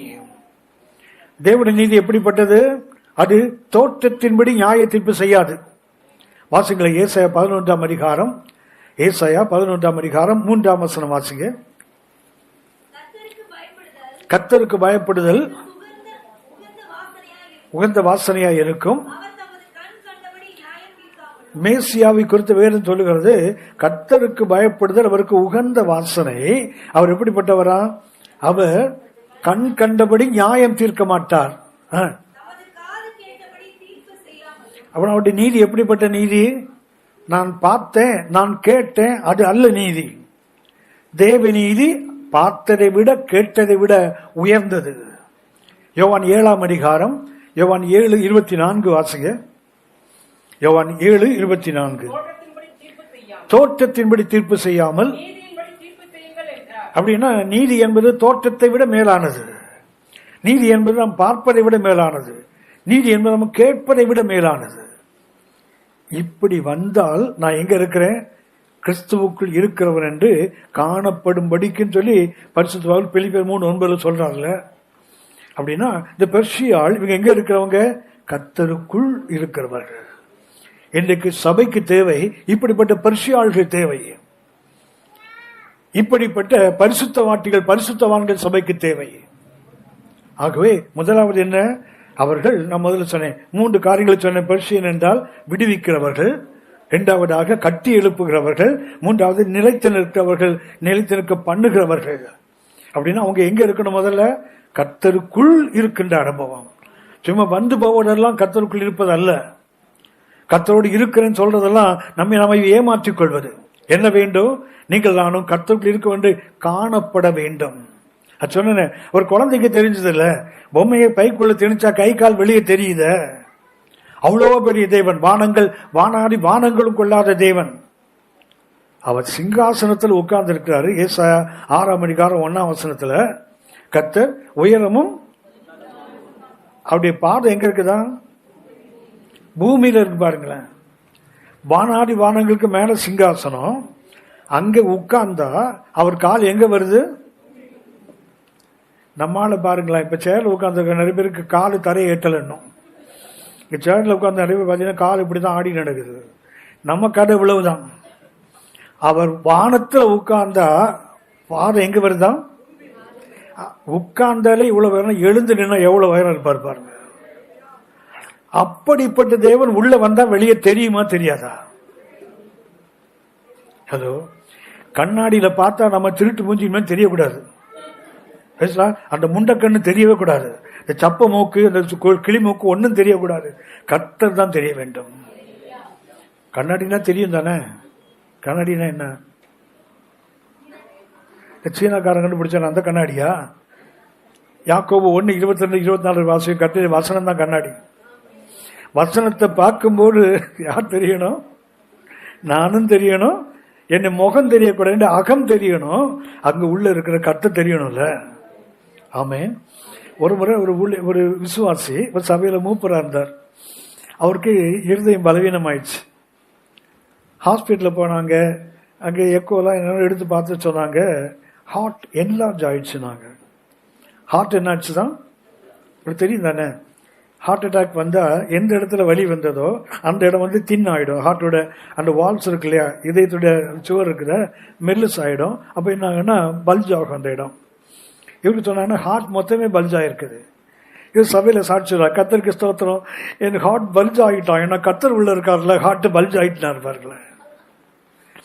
அந்த துக்கத்தை கூட சந்தோஷமா எடுக்கிற மனோபாவம் இருக்கு பாருங்களேன். அந்த ஹார்ட் என்லார்ஜ் ஆச்சுன்னா கவலையப்படாதீங்க, பெரிய கடவுள் உள்ள வந்துட்டார்னு அர்த்தம், அவ்வளவுதான். சரி, அப்படின்னா ஒன்று என்ன? கர்த்தருக்குள் இருக்கிறவர்கள். இரண்டாவதாக அதே ரோமர் 16:12 வாசிங்க. அடுத்தது சொன்ன திருப்பியனாலேயே திருசோபாலையும் திருப்போபாலையும் விடுங்க சொன்ன. அடுத்தது யாரு? இவர்கள் பிரயாசப்படுகிறவர்கள். ஒன்று கர்த்தருக்குள் இருக்கிறவங்க, இரண்டாவது அவ யாரு? அவள் பிரயாசப்படுகிறவர்கள். அது லேபர், பிரயாசப்படுகின்ற அந்த அனுபவம். இந்த பிரயாசப்படுதலுக்கு கோப்பையாவோ என்ற ஒரு கிரேக்க வார்த்தை. கோப்பையாவோ அது கத்தன்னு சொன்னா வேலை செய்து பிரயாசப்பட்டு அதுக்கு மேல நிக்க பலன் இல்லாம அப்படி கீழே விடுறோம் தெரியுங்களா, அதுக்கு பேர் தான் பிரயாசம். பிரயாசம் என்றால் அதுக்கு அர்த்தம் என்னன்னு சொன்னா, நான் வேலை செய்யறேன் நிக்க முடியல என்னால, ஐயோ டோட்டலி எக்ஸாஸ்டட், அப்படியே கால் மடங்கி கீழே விடுறாங்க தெரியுங்களா. ஹலோ, என்னைக்காவது இப்படி ஊழியம் பண்ணியிருக்கோமா? என்றைக்காவது இப்படி கர்த்தருக்காக பிரயாசப்பட்டிருக்கோமா? கொஞ்சம் யோசித்து பாருங்க. Totally exhausted. வெளிப்படுத்தின விசேஷம் 2ஆம் அதிகாரம் 3ஆம் வசனம் வாசிங்க.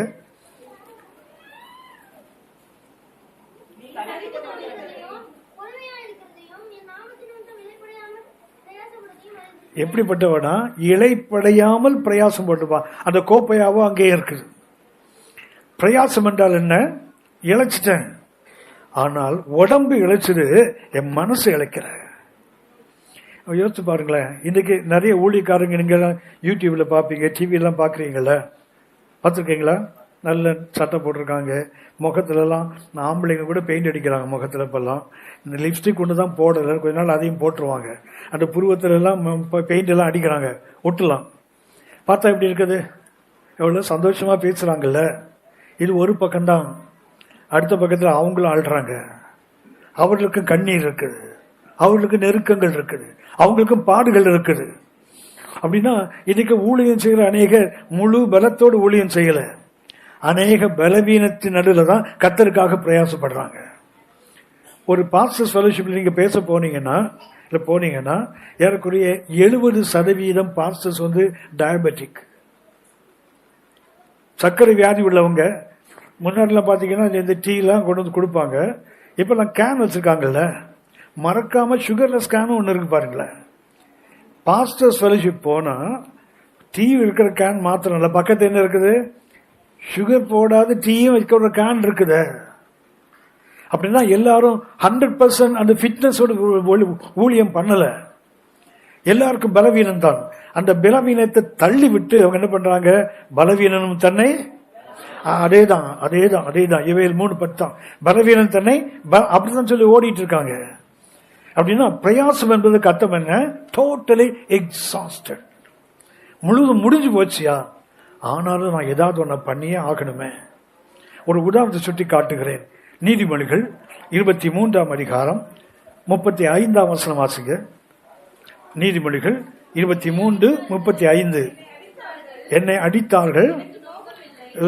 நோகாத ஒருத்தன் இருக்கான் பாருங்களேன், அடிக்கிறாங்க, அவனுக்கு என்ன இல்ல, வலிக்கலையாம் பாருங்களேன். ஹலோ, அடிக்கிறாங்க ஆனா என்ன சொல்றான்? எனக்கு வலிக்கலையே. நீங்க பாத்தீங்கன்னா தெரியும், ராத்திரி பாத்ரூம் போறதுக்கு எழுந்து யாராவது போறாங்கன்னு வச்சுங்களேன், போறவங்க என்ன பண்றாங்க? லைட்டை போட தெரியாது, தடவை கீழே எங்க ஒண்ணு இடிச்சுட்டு தொப்புன்னு கீழே விழுந்தாங்கன்னு வச்சுங்களேன். விழுந்த உடனே என்ன பண்ணுவாங்க தெரியுங்களா? ஏங்க உங்களையா கேட்டேன், விழுந்தவங்கள தானே கேட்டேன். விழுந்தான்னா என்ன பண்ணுவான்? ஹலோ, அப்படி பாப்பான். ராத்திரி 2 மணி, ஒருத்தருமே கிடையாது, பாத்ரூம்ல வலிக்கு விழுந்தவன் உடனே என்ன பண்ணுவான் தெரியுங்களா? விழுந்தது பிரச்சனை இல்ல, யாரும் பார்த்துட்டாதான் பிரச்சனை. தப்பி தவறி ஏதாவது ஒண்ணு தூங்காம முழிச்சு கிடந்து பார்த்து எழுந்து பார்த்துட்டு விழுந்துட்டீங்களா அப்படின்னு கேட்டா அவன் என்ன பண்ணுவான் தெரியுங்களா? சொல்லுங்க, என்ன பண்ணுவாங்க? சிரிப்பான். எனக்கு அடிப்படையிலேயே செமத்தியே வாங்கிட்டு இருக்கோம் அடி, ஆனா கூட எனக்கு ஒண்ணு அடிப்படவே இல்லையேன்னு பாருங்களேன். நோகாத ஆசாமிங்க இவங்க எல்லாம். செமத்தியே அடி வாங்கியிருக்கோம், அங்க ஒரு பிராக்சர் கூட ஆயிருக்கும் இடுப்புல, அந்த போன்ல கிராக் கூட வந்திருக்கும், ஆனா கூட எழுந்து அப்படியே தடவிட்டு என்ன பண்ணுவாங்க? ஒன்னும் இல்ல. அதாவது டோட்டலா எக்ஸாஸ்ட் ஆனா கூட இங்க ஒருத்தன் சொல்றான் எனக்கு நோகலன்றான் பாருங்களேன். அடிச்சாங்க, எனக்கு என்னல வலி தெரியல. அடுத்தது அடிச்சா தானே அற விடுறான் பாருங்களேன். ஸ்ட்ராங்கா விழுது அடி, அப்ப சொல்றான் எனக்கு சொரணையே இல்லை பாருங்களேன்.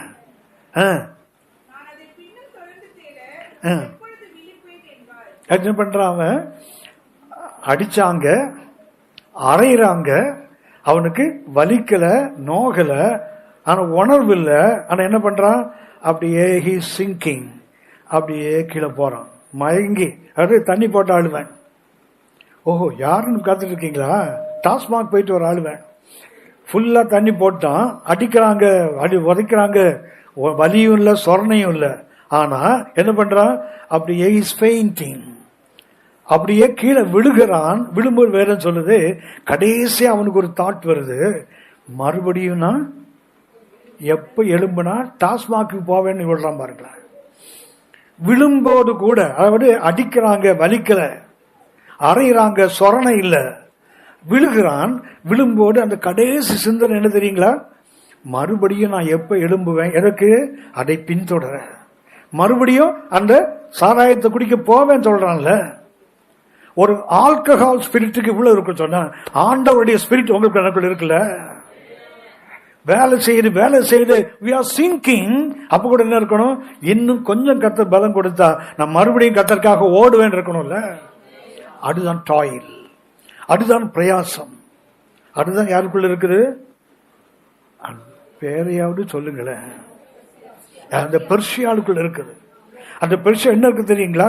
அவள் யாரு? பிரயாசப்படுகிறவர்கள். என்ன பிரயாசம்? முழு பலவீனமானாலும் சரிதான், கர்த்தருக்காக ஓடி ஓடி. உங்களுக்கு நேரம் இருந்தால் வீட்டில் வாசித்து பாருங்க. மார்க் 1:35 மார்க் 1:35 பாத்தீங்கன்னு சொன்னா, ஆண்டவர் இயேசு அதிகாலையில் இருட்டோடு எழுந்து என்ன பண்ணாரு? அதிகாலையில் இருட்டோடு எழுந்திருக்கிறாரா? என்ன? ஓய்வு நாளுக்கு அடுத்த நாள். மார்க் 1:22 பாத்தீங்கன்னா, ஆண்டவர் இயேசு அந்த ஓய்வு நாள்ல அதிகமாக ஊழியம் செய்கிறார். தேவாலயத்தில் போதிக்கிறார், அங்கே அசுத்தாவி இருக்கிறதை துரத்துகிறார். அடுத்தது பேதுரு மாமி வராரு, அந்த அம்மா உடம்பு சரியில்லாம இருக்காங்க, அந்த அம்மாவை தூக்கி விட்டு சுகமாக்குகிறார். அப்புறம் மாலையான போது அந்த ஊர்ல எல்லா பிணியாளிகள் வர்றாங்க, ஊர் முழுவதும் திரண்டு வருது. ஆண்டவரே சொல்லி ஹீல் பண்றாரு, டீச் பண்றாரு, ஹீல் பண்றாரு, லிப் பண்றாரு. அடுத்து அவர் காஸ்டிங் டிஜிமெண்ட்ஸ் எல்லாம் செய்து விட்டு நடுராத்திரி வரைக்கும் ஊழியம் நடக்குது. மறுநாள் காலையில இருட்டோடு எழுந்திருக்கார் பாருங்களேன். அப்படின்னு இன்றைக்கு என்ன வேண்டும்? இன்றைக்கு சபையை எனக்கு நமக்கு என்ன வேணும் தெரியுங்களா? அந்த பிரயாசம். அதாவது நான் நிறைய பண்ணிட்டேனே, கத்துக்கா நிறைய செய்துட்டேனே, இல்ல, நாம் செய்தது மிக கொஞ்சம், இன்னும் போக வேண்டிய தூரம் ஏராளம். அன்றைக்கு எலியாவுக்கு சொன்னது மாத்திரமில்ல, கத்த எனக்கும் நமக்கும் சொல்லுகிறார், நீ போக வேண்டிய தூரம் இன்னும் அதிகம். இந்த சாப்பிடு, தூதனை கொண்டு கத்த சொன்னார்ல, சாப்பிடு, நீ போ, இன்னும் போக வேண்டிய தூரம் அதிகம் என்று சொன்னார. அன்புக்குரியவர்களே, இந்த பிரயாசம் எனக்கு நமக்கு இன்றைக்கு கண்டிப்பா அவசியம். சபைகள் எழும்ப வேண்டுமானால் நல்லா கவனித்துக் கொள்ளுங்கள். சபை இன்றைக்கு இருக்கிற காலகட்டம் மிக பொல்லாத காலகட்டம். அடுத்த அடி நம்ம எப்படி எடுத்து வைப்போம் என்பது ஒரு கேள்விக்குறியா இருக்கின்ற நாட்கள். கர்த்தர் காரியங்களை மாறுதலாய் செய்தால் மாத்திரம்தான் சபைகள் இன்றைக்கு வாழ முடியும். இல்லாவிட்டால் மிக நெருக்கத்துக்குள்ள போயிட்டு உட்கார்ந்து இருக்கிறோம். இப்படிப்பட்ட காலத்துல இன்னும் உண்பேன், உடுத்தேன், குடித்தேன், இதோடு முடிஞ்சு போகல ஆவிக்குரிய வாழ்க்கை. அதுக்கு மேல ஒண்ணு இருக்குது, பிரயாசப்பட வேண்டிய காலகட்டம் இது. இது எவ்வளவு பிரயாசம் வந்தாலும். ஆனா இன்னைக்கு நம்ம எதுக்கு பிரயாசப்படுறோம் தெரியுங்களா? தேவையற்ற உலக பொருளுக்காக பிரயாசப்படுகிறோம். லூக்கா 5:5 வாசிங்க. லூக்கா 5:5. இன்னைக்கு ராத்திரி முழுவதும் எதுக்கு பிரயாசப்படுகிறோம்? ஒன்றுமில்லாதவர்களுக்காக பிரயாசப்பட்டு இருக்கிறோம். அதாவது we labor in vain, பிரயோஜனம் இல்லாததுக்காக பிரயாசப்படுகிறோம். பிள்ளைகளை பார்த்திருக்கீங்களா? ஒரு நிறுவனத்தில் வேலைக்கு சேர்ந்தா இப்பெல்லாம் பிள்ளைகளுக்கு டே ஷிப்ட் கிடையாது, நைட் ஷிப்ட் தான்.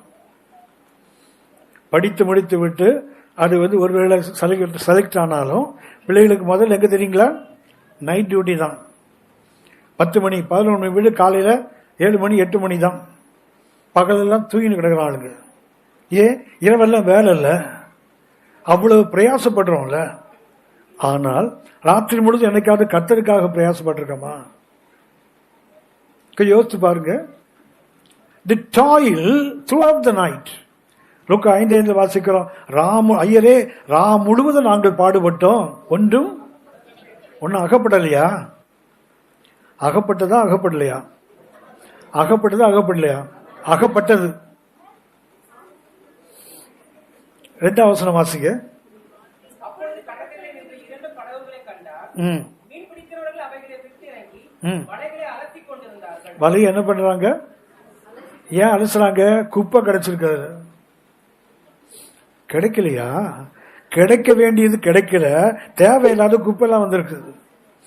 வலைய அலசுறாங்க பாருங்களேன். அப்படின்னா இரவெல்லாம் பாடுபடுறாங்க. எதுக்குப்பா பாடுபட்ட? இந்த குப்பை, பாசி, இந்த கிழிஞ்சு போன ஏதாவது ஒண்ணு வலையில மாற்று தெரியுங்களா? அது கிழிஞ்சு தொலைஞ்சா பரவாயில்ல, வலையும் சேர்த்து கிழிச்சது பாருங்களேன். அதனாலதான் வலையை பழுது பார்க்கறாங்க. they were mending their nets.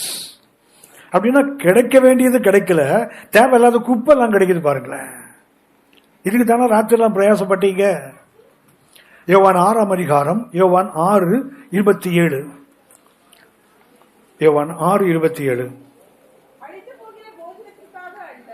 அழிந்து போகிற போஜனத்துக்காக அல்ல,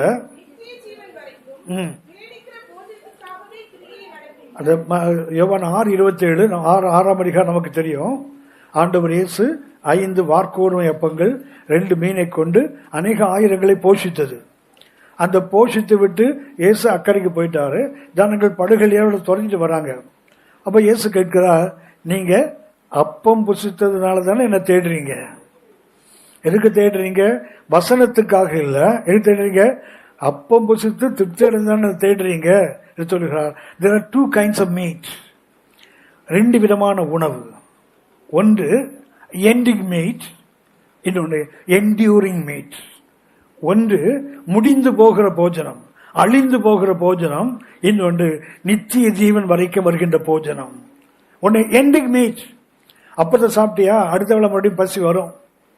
ஆனால் கர்த்தர் நான் தான். யோவான் 6:35 பார்த்தீங்கன்னா, நானே ஜீவ அப்பம். அப்படின்னா இதை சாப்பிட வேண்டும். என்ன வேண்டும்? 2 விதமான உணவு. ஒன்று முடிந்து போகிற உணவு, எண்டிங் மீட். இன்னொன்று நித்தியம் வருவது, என்டியூரிங் மீட். இதுக்கு நீங்க பிரயாசப்படுங்க. You have to toil. நாம் பிரயாசப்பட வேண்டும். எதற்காக? அழிந்து போகிற உலக பொருளுக்கா? அடுத்தது நித்தியம் வருகின்ற அந்த உலக பொருள். இதுக்கு பிரயாசப்படுங்கள் என்று கர்த்தர் சுட்டி காட்டுறாருல. அப்படின்னா இன்னைக்கு ஆவிக்குள்ள எதுக்கு போராடுறதுன்னு சொன்னா, இந்த அழிந்து போகிற போஜனத்துக்கு. வீடு வேணும், கார் வேணும், பிள்ளை வேணும், படிப்பு வேணும், பிள்ளைக்கு கல்யாணம் பண்ணணும், பிள்ளைக்கு நல்ல வேலை வேணும், பிள்ளைக்கு வீடு கட்டணும், பிளாட் மேல பிளாட் வாங்கணும். இதுதான் நாம் இன்றைக்கு திட்டமிடுகிறோம். எண்டிங் மீட்டமா ஐயா? எண்டிங் மீட்டியா? இது இந்த கண்டபாளையம் வரைக்கும் வராது. கண்டபாளையம் தான் கலச தோட்டம் இருக்குது, சரியா? அது வரைக்கும் உள்ள ஓட விட மாட்டான். எத்தனை கோடி கொடுத்து கார் வாங்கினாலும் கேட்டுக்கு வெளியே தான் நிக்கணும் கார். கொஞ்சம் கவனித்துக்கொள்ள. அப்படின்னா நம்ம இன்றைக்கு பிரயாசப்படுகிறோம் for the wrong one. அதாவது தேவையற்ற ஒன்று, தவறான ஒன்றுக்கு ராத்திரிலாம் போராடுறோம்ல. ஆனால் அழியாத ஒன்று இருக்குது. இதுக்கு என்ன வேண்டும் தெரியுங்களா? அன்பு வேண்டும். அன்பு வேண்டும். இந்த அன்பு இருந்தால்தான் நீங்கள் நானும் பிரயாசப்பட முடியும். 1 தெசலோனிக்கேயர் 1ஆம் அதிகாரம் 2ஆம் வசனம் வாசிங்க. 1 தெசலோனிக்கேயர். எங்களுக்கு பிரியமான சகோதரரே,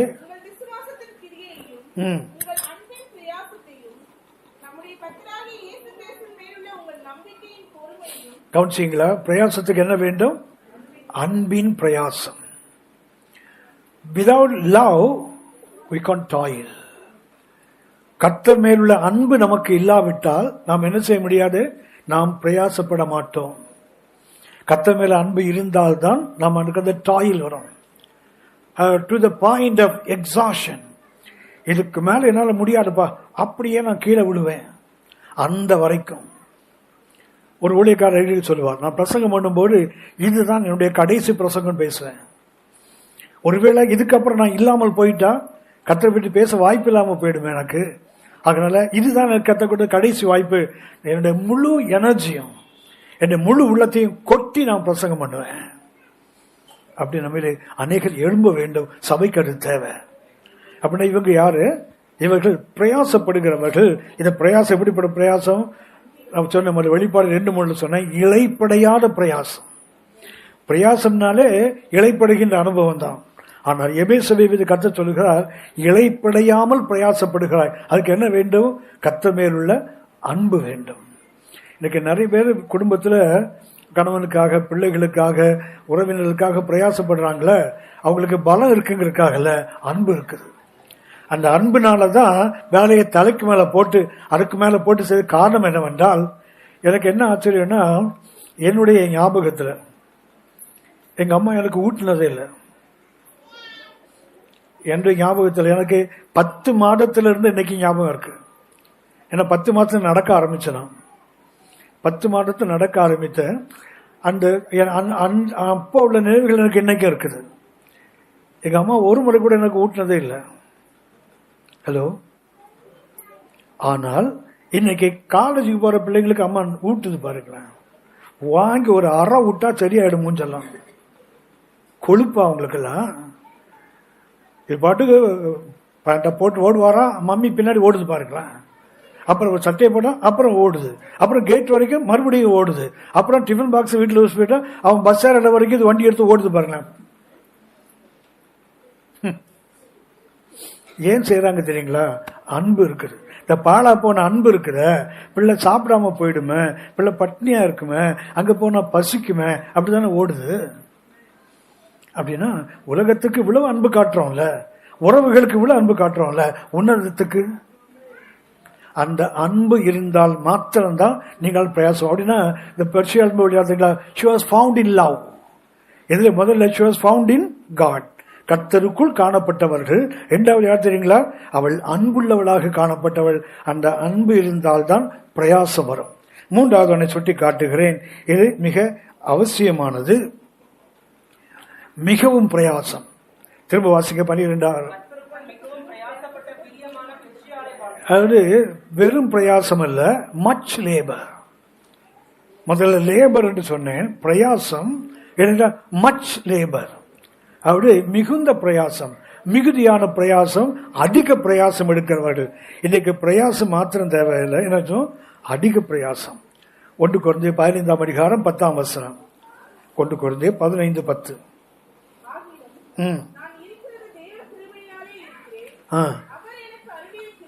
அவர் எனக்கு அருளிய கிருபை விருதா இருக்கவில்லை. பரிசுத்த பவுல் சொல்கிறார், நான் யாரு? Much laboured. நான் எப்படிப்பட்டவன்? அவர்கள் எல்லாரை பார்க்கலும் நான் அதிகமாக பிரயாசப்பட்டேன். ஏன்? தேவ கிருபையினால அப்படி செய்தேன்.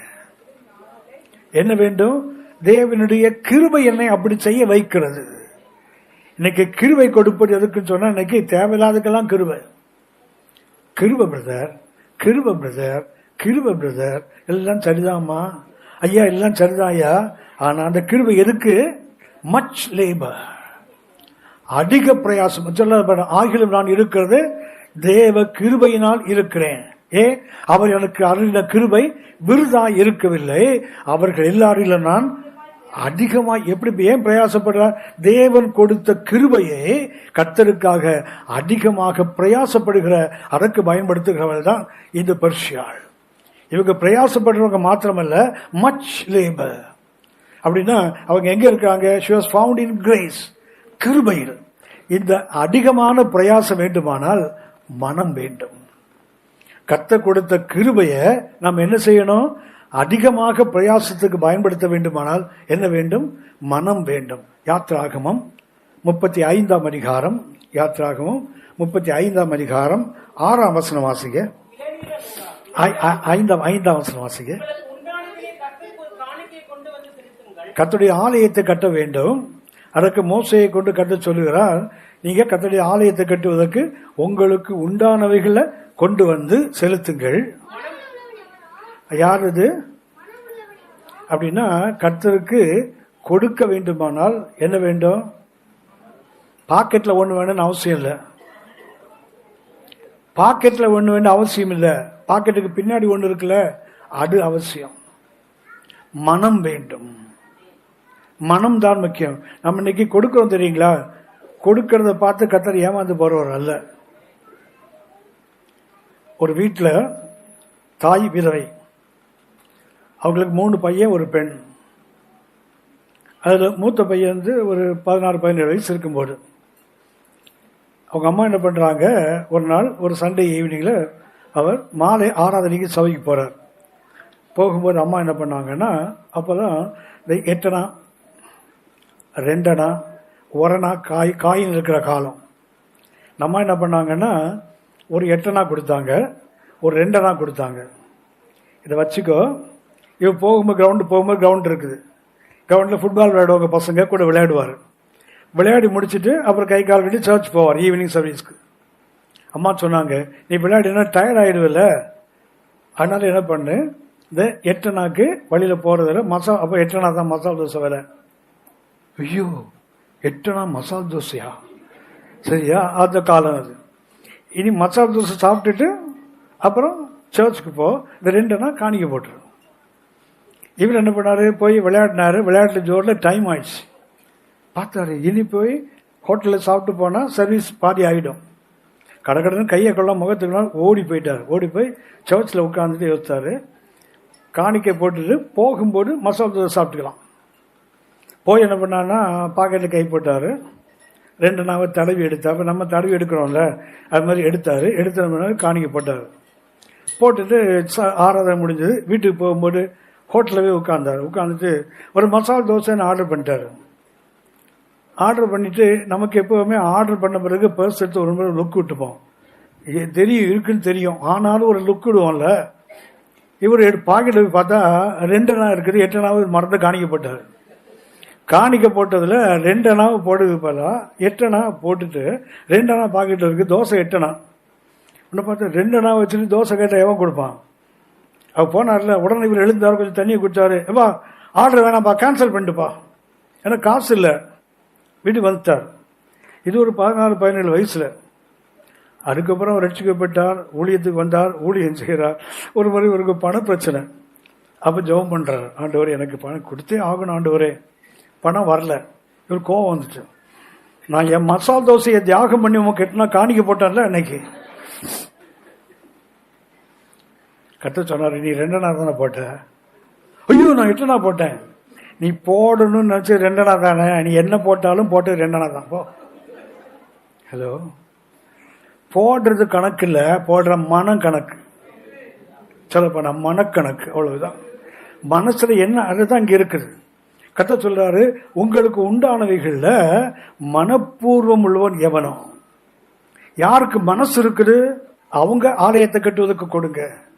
அப்படின்னா ஆலயத்தை கட்டி எழுப்புவதற்கு காசு இல்லை முக்கியம், மனம் முக்கியம். மனம் இருந்தால் மனம் இருந்தால் வழி வந்துடும்ல. மனம் இருந்தால் மார்க்கம் தானா வரும். மிக நோவில் நோவே, அவ்வளவுதான். நமக்கு அந்த சித்தம் இல்லை, ஆகவே வழியும் தோன்ற மாட்டேங்க. பாருங்களேன், இவர்கள் மிகவும் பிரயாசப்பட்டவங்க. சொன்னா மிகவும் பிரயாசப்பட்டு என்ன வேண்டும், கொடுத்த கிருபையை சுய லாபத்துக்கு என்று பயன்படுத்தாம கர்த்தருடைய காரியங்களுக்காக அதை செலவு பண்ண மிகுந்த பிரயாசப்படுறாங்க. பாருங்களேன், அதைத்தான் கர்த்தருடைய ஆவியானவர் இன்றைக்கு நமக்கு சுட்டி காட்டுகிறார். என்ன வேண்டும், மனப்பூர்வம். 35ஆம் அதிகாரத்தை யாத்திராகும் 35ஆம் அதிகாரம் 21-22 வசனத்தை வாசிங்க. நல்ல கவனித்துக் கொள்ளுங்கள். சொல்லியாச்சு, கர்த்தருடைய ஆலயத்தை கட்டுவதற்கு உங்களுக்கு என்ன வேண்டும், காணிக்கை கொண்டு வந்து கொடுங்க அப்படி சொல்லியாச்சு. மனப்பூர்வம் உள்ளவங்க கொடுங்க. அடுத்தது அந்த மனப்பூர்வம் எப்படி வருது பாருங்களேன். திரும்ப வாசிங்க தம்பி. எவர்களை பரிசுத்த ஆவியானவர் எழுப்பின்னு சொல்லல, எவர்களை பரிசுத்த ஆவியானவர் எழுப்பல, கர்த்தர் எழுப்பல. யார் எழுப்பினாங்க? அவர்களுடைய இருதயங்கள் எழுப்பி. அப்படின்னா அந்த அதிகமாய் கொடுக்க 36ஆம் அதிகாரம் யாத்திராவுக்கு 36:5 வாசிங்க.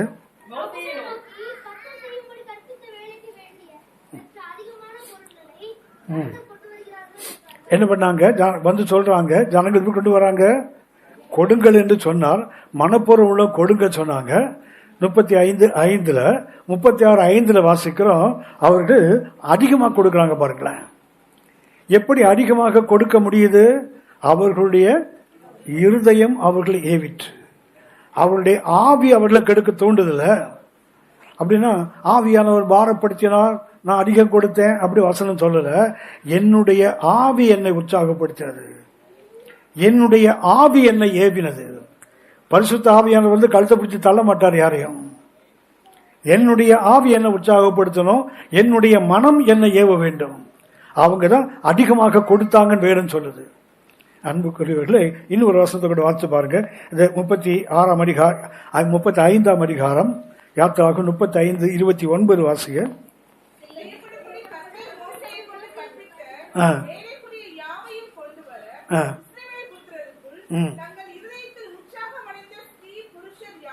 கவனிச்சீங்களா?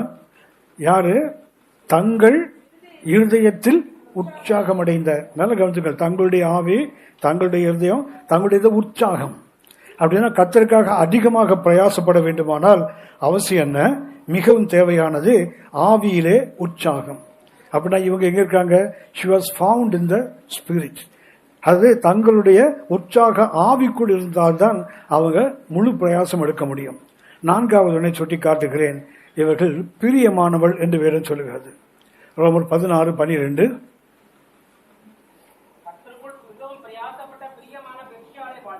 இவங்க யாரு?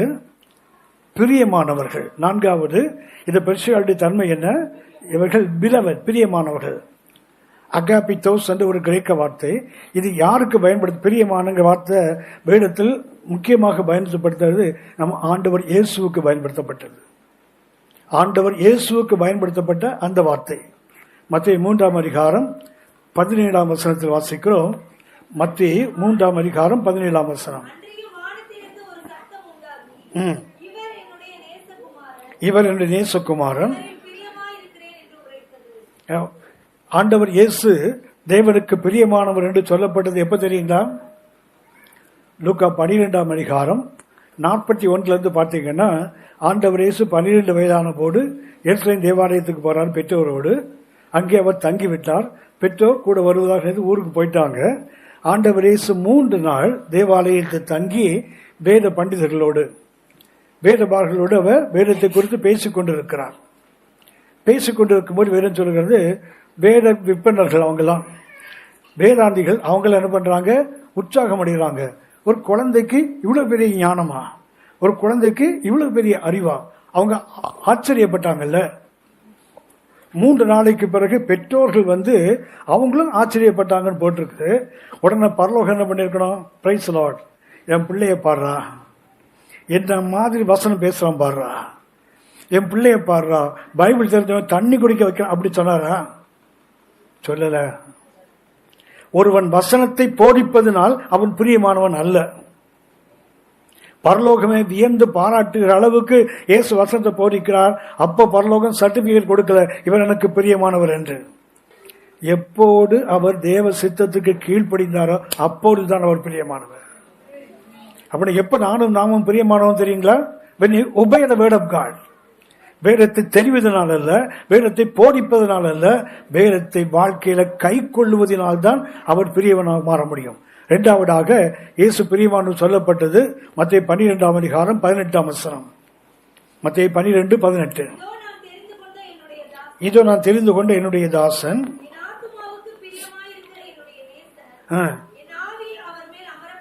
பண்ணினேன்.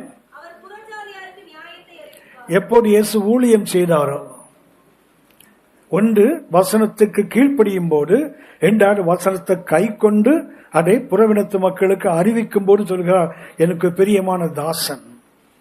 அப்படின்னா எப்ப பிரியமானவன்? வசனத்தின்படி ஊழியம் செய்கிறவன். 3வதாக எபிரேயர் 5ஆம் அதிகாரம் 5ஆம் வசனம். எபிரேயர் 5:5.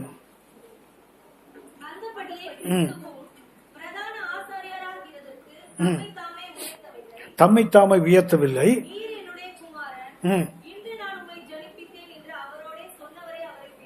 3வது எப்ப தேவனுக்கு பிரியமானவர் தெரியுங்களா?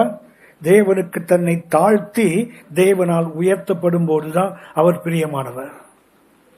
தேவனுக்கு தன்னை தாழ்த்தி அவரே, நானே பிரதான ஆசாரியன் வந்துடல, அவரே பிரதான ஆசாரியன் ஆக்கினவர் சொல்லுகிறார், இவர் எனக்கு பிரியமானவர். அப்படின்னா சப்மிஷன், தேவனுக்கு அர்ப்பணிக்கும் போது.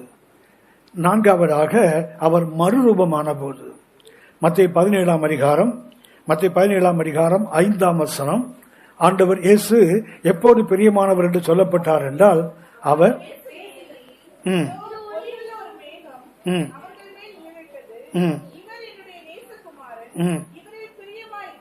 அப்படின்னா ஆண்டவர் இயேசு தேவனுக்கு பிரியமான சொல்லப்பட்டது 4 இடங்கள். ஒன்று, அவர் வசனத்துக்கு கீழ்ப்படிந்த போது. இரண்டாவதாக, வசனத்தின்படி அவர் தேவனுக்கு ஊழியம் செய்த போது. மூன்றாவதாக, அவர் தன்னை தேவனுக்கு வசனத்தின்படி தாழ்த்தின போது அவரை உயர்த்தினார்.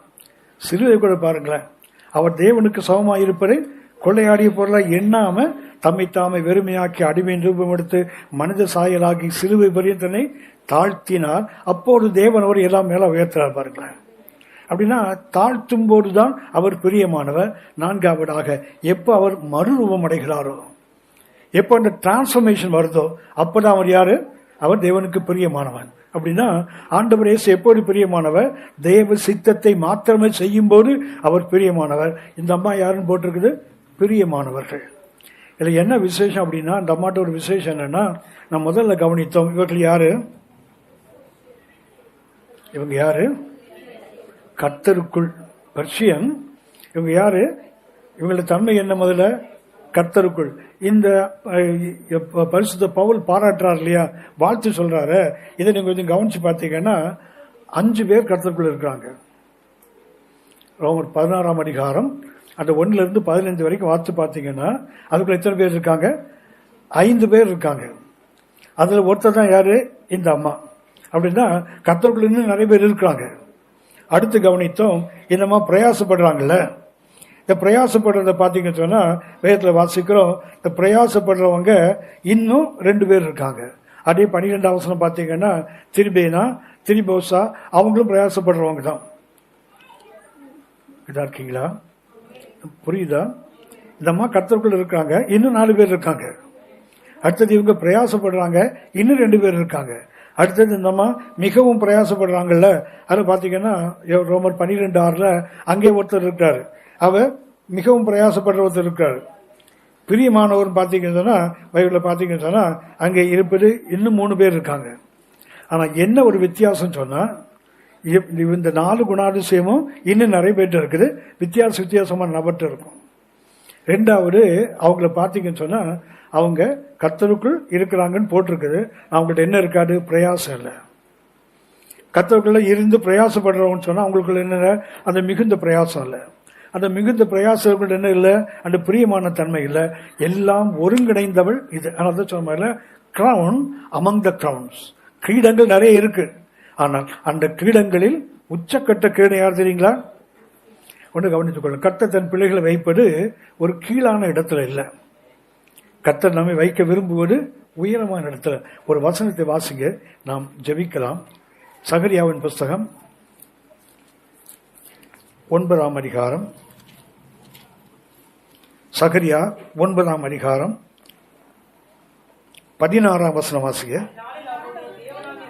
அந்நாளில், சகரியா 9:16, அந்நாளில் என்ன செய்வாராம்? முதல்ல அவருடைய ஜனமாகிய மந்தையை கர்த்தர் என்ன செய்வாராம்? ரட்சிக்கிறார். அடுத்தது, அவர்கள் அவருடைய கர்த்தருடைய தேசம் எது? கர்த்தருடைய தேசம் எது? அதுதானே போட்டிருக்குது. நம்முடைய தேசம் எங்க இருக்குது? பிலிப்பியர் 3:21 பாத்தீங்கன்னா நம்முடைய தேசம் பரலோகம். அங்கிருந்து நமக்கு ஒருத்தர் காத்திருக்கான்னு வாசிக்கிறோம்ல. அப்படின்னா அவருடைய தேசம் எது? பரலோகம். சரியா?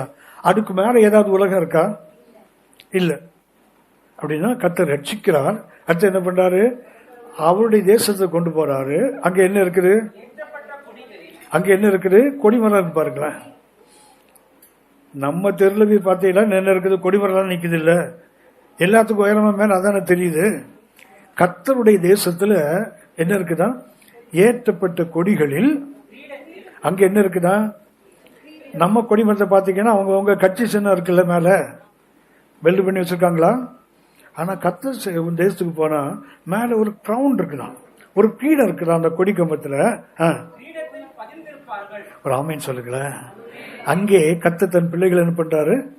அந்த கிரீடத்துல ஒரு முத்தாக, ஒரு வைரமாக கர்த்தர் பதிச்சு வைக்கிறார். பாருங்களேன், அது எவர்க்கும் எட்டான உயரத்துல எடுத்து நம்மை நிறுத்துகின்ற ஒரு தெய்வம்.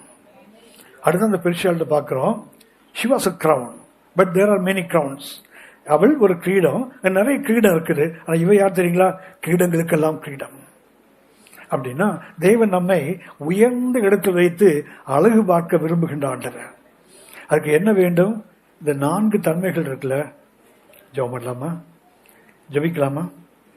கர்த்தரை நோக்கி பார்ப்போம், ஜெபிப்போம். ஒன்று, அவளுடைய பெயர். பேர் என்ன? Female Persian. ஒரு பெர்ஷிய பெண், பேரிடப்படாதவர்கள்.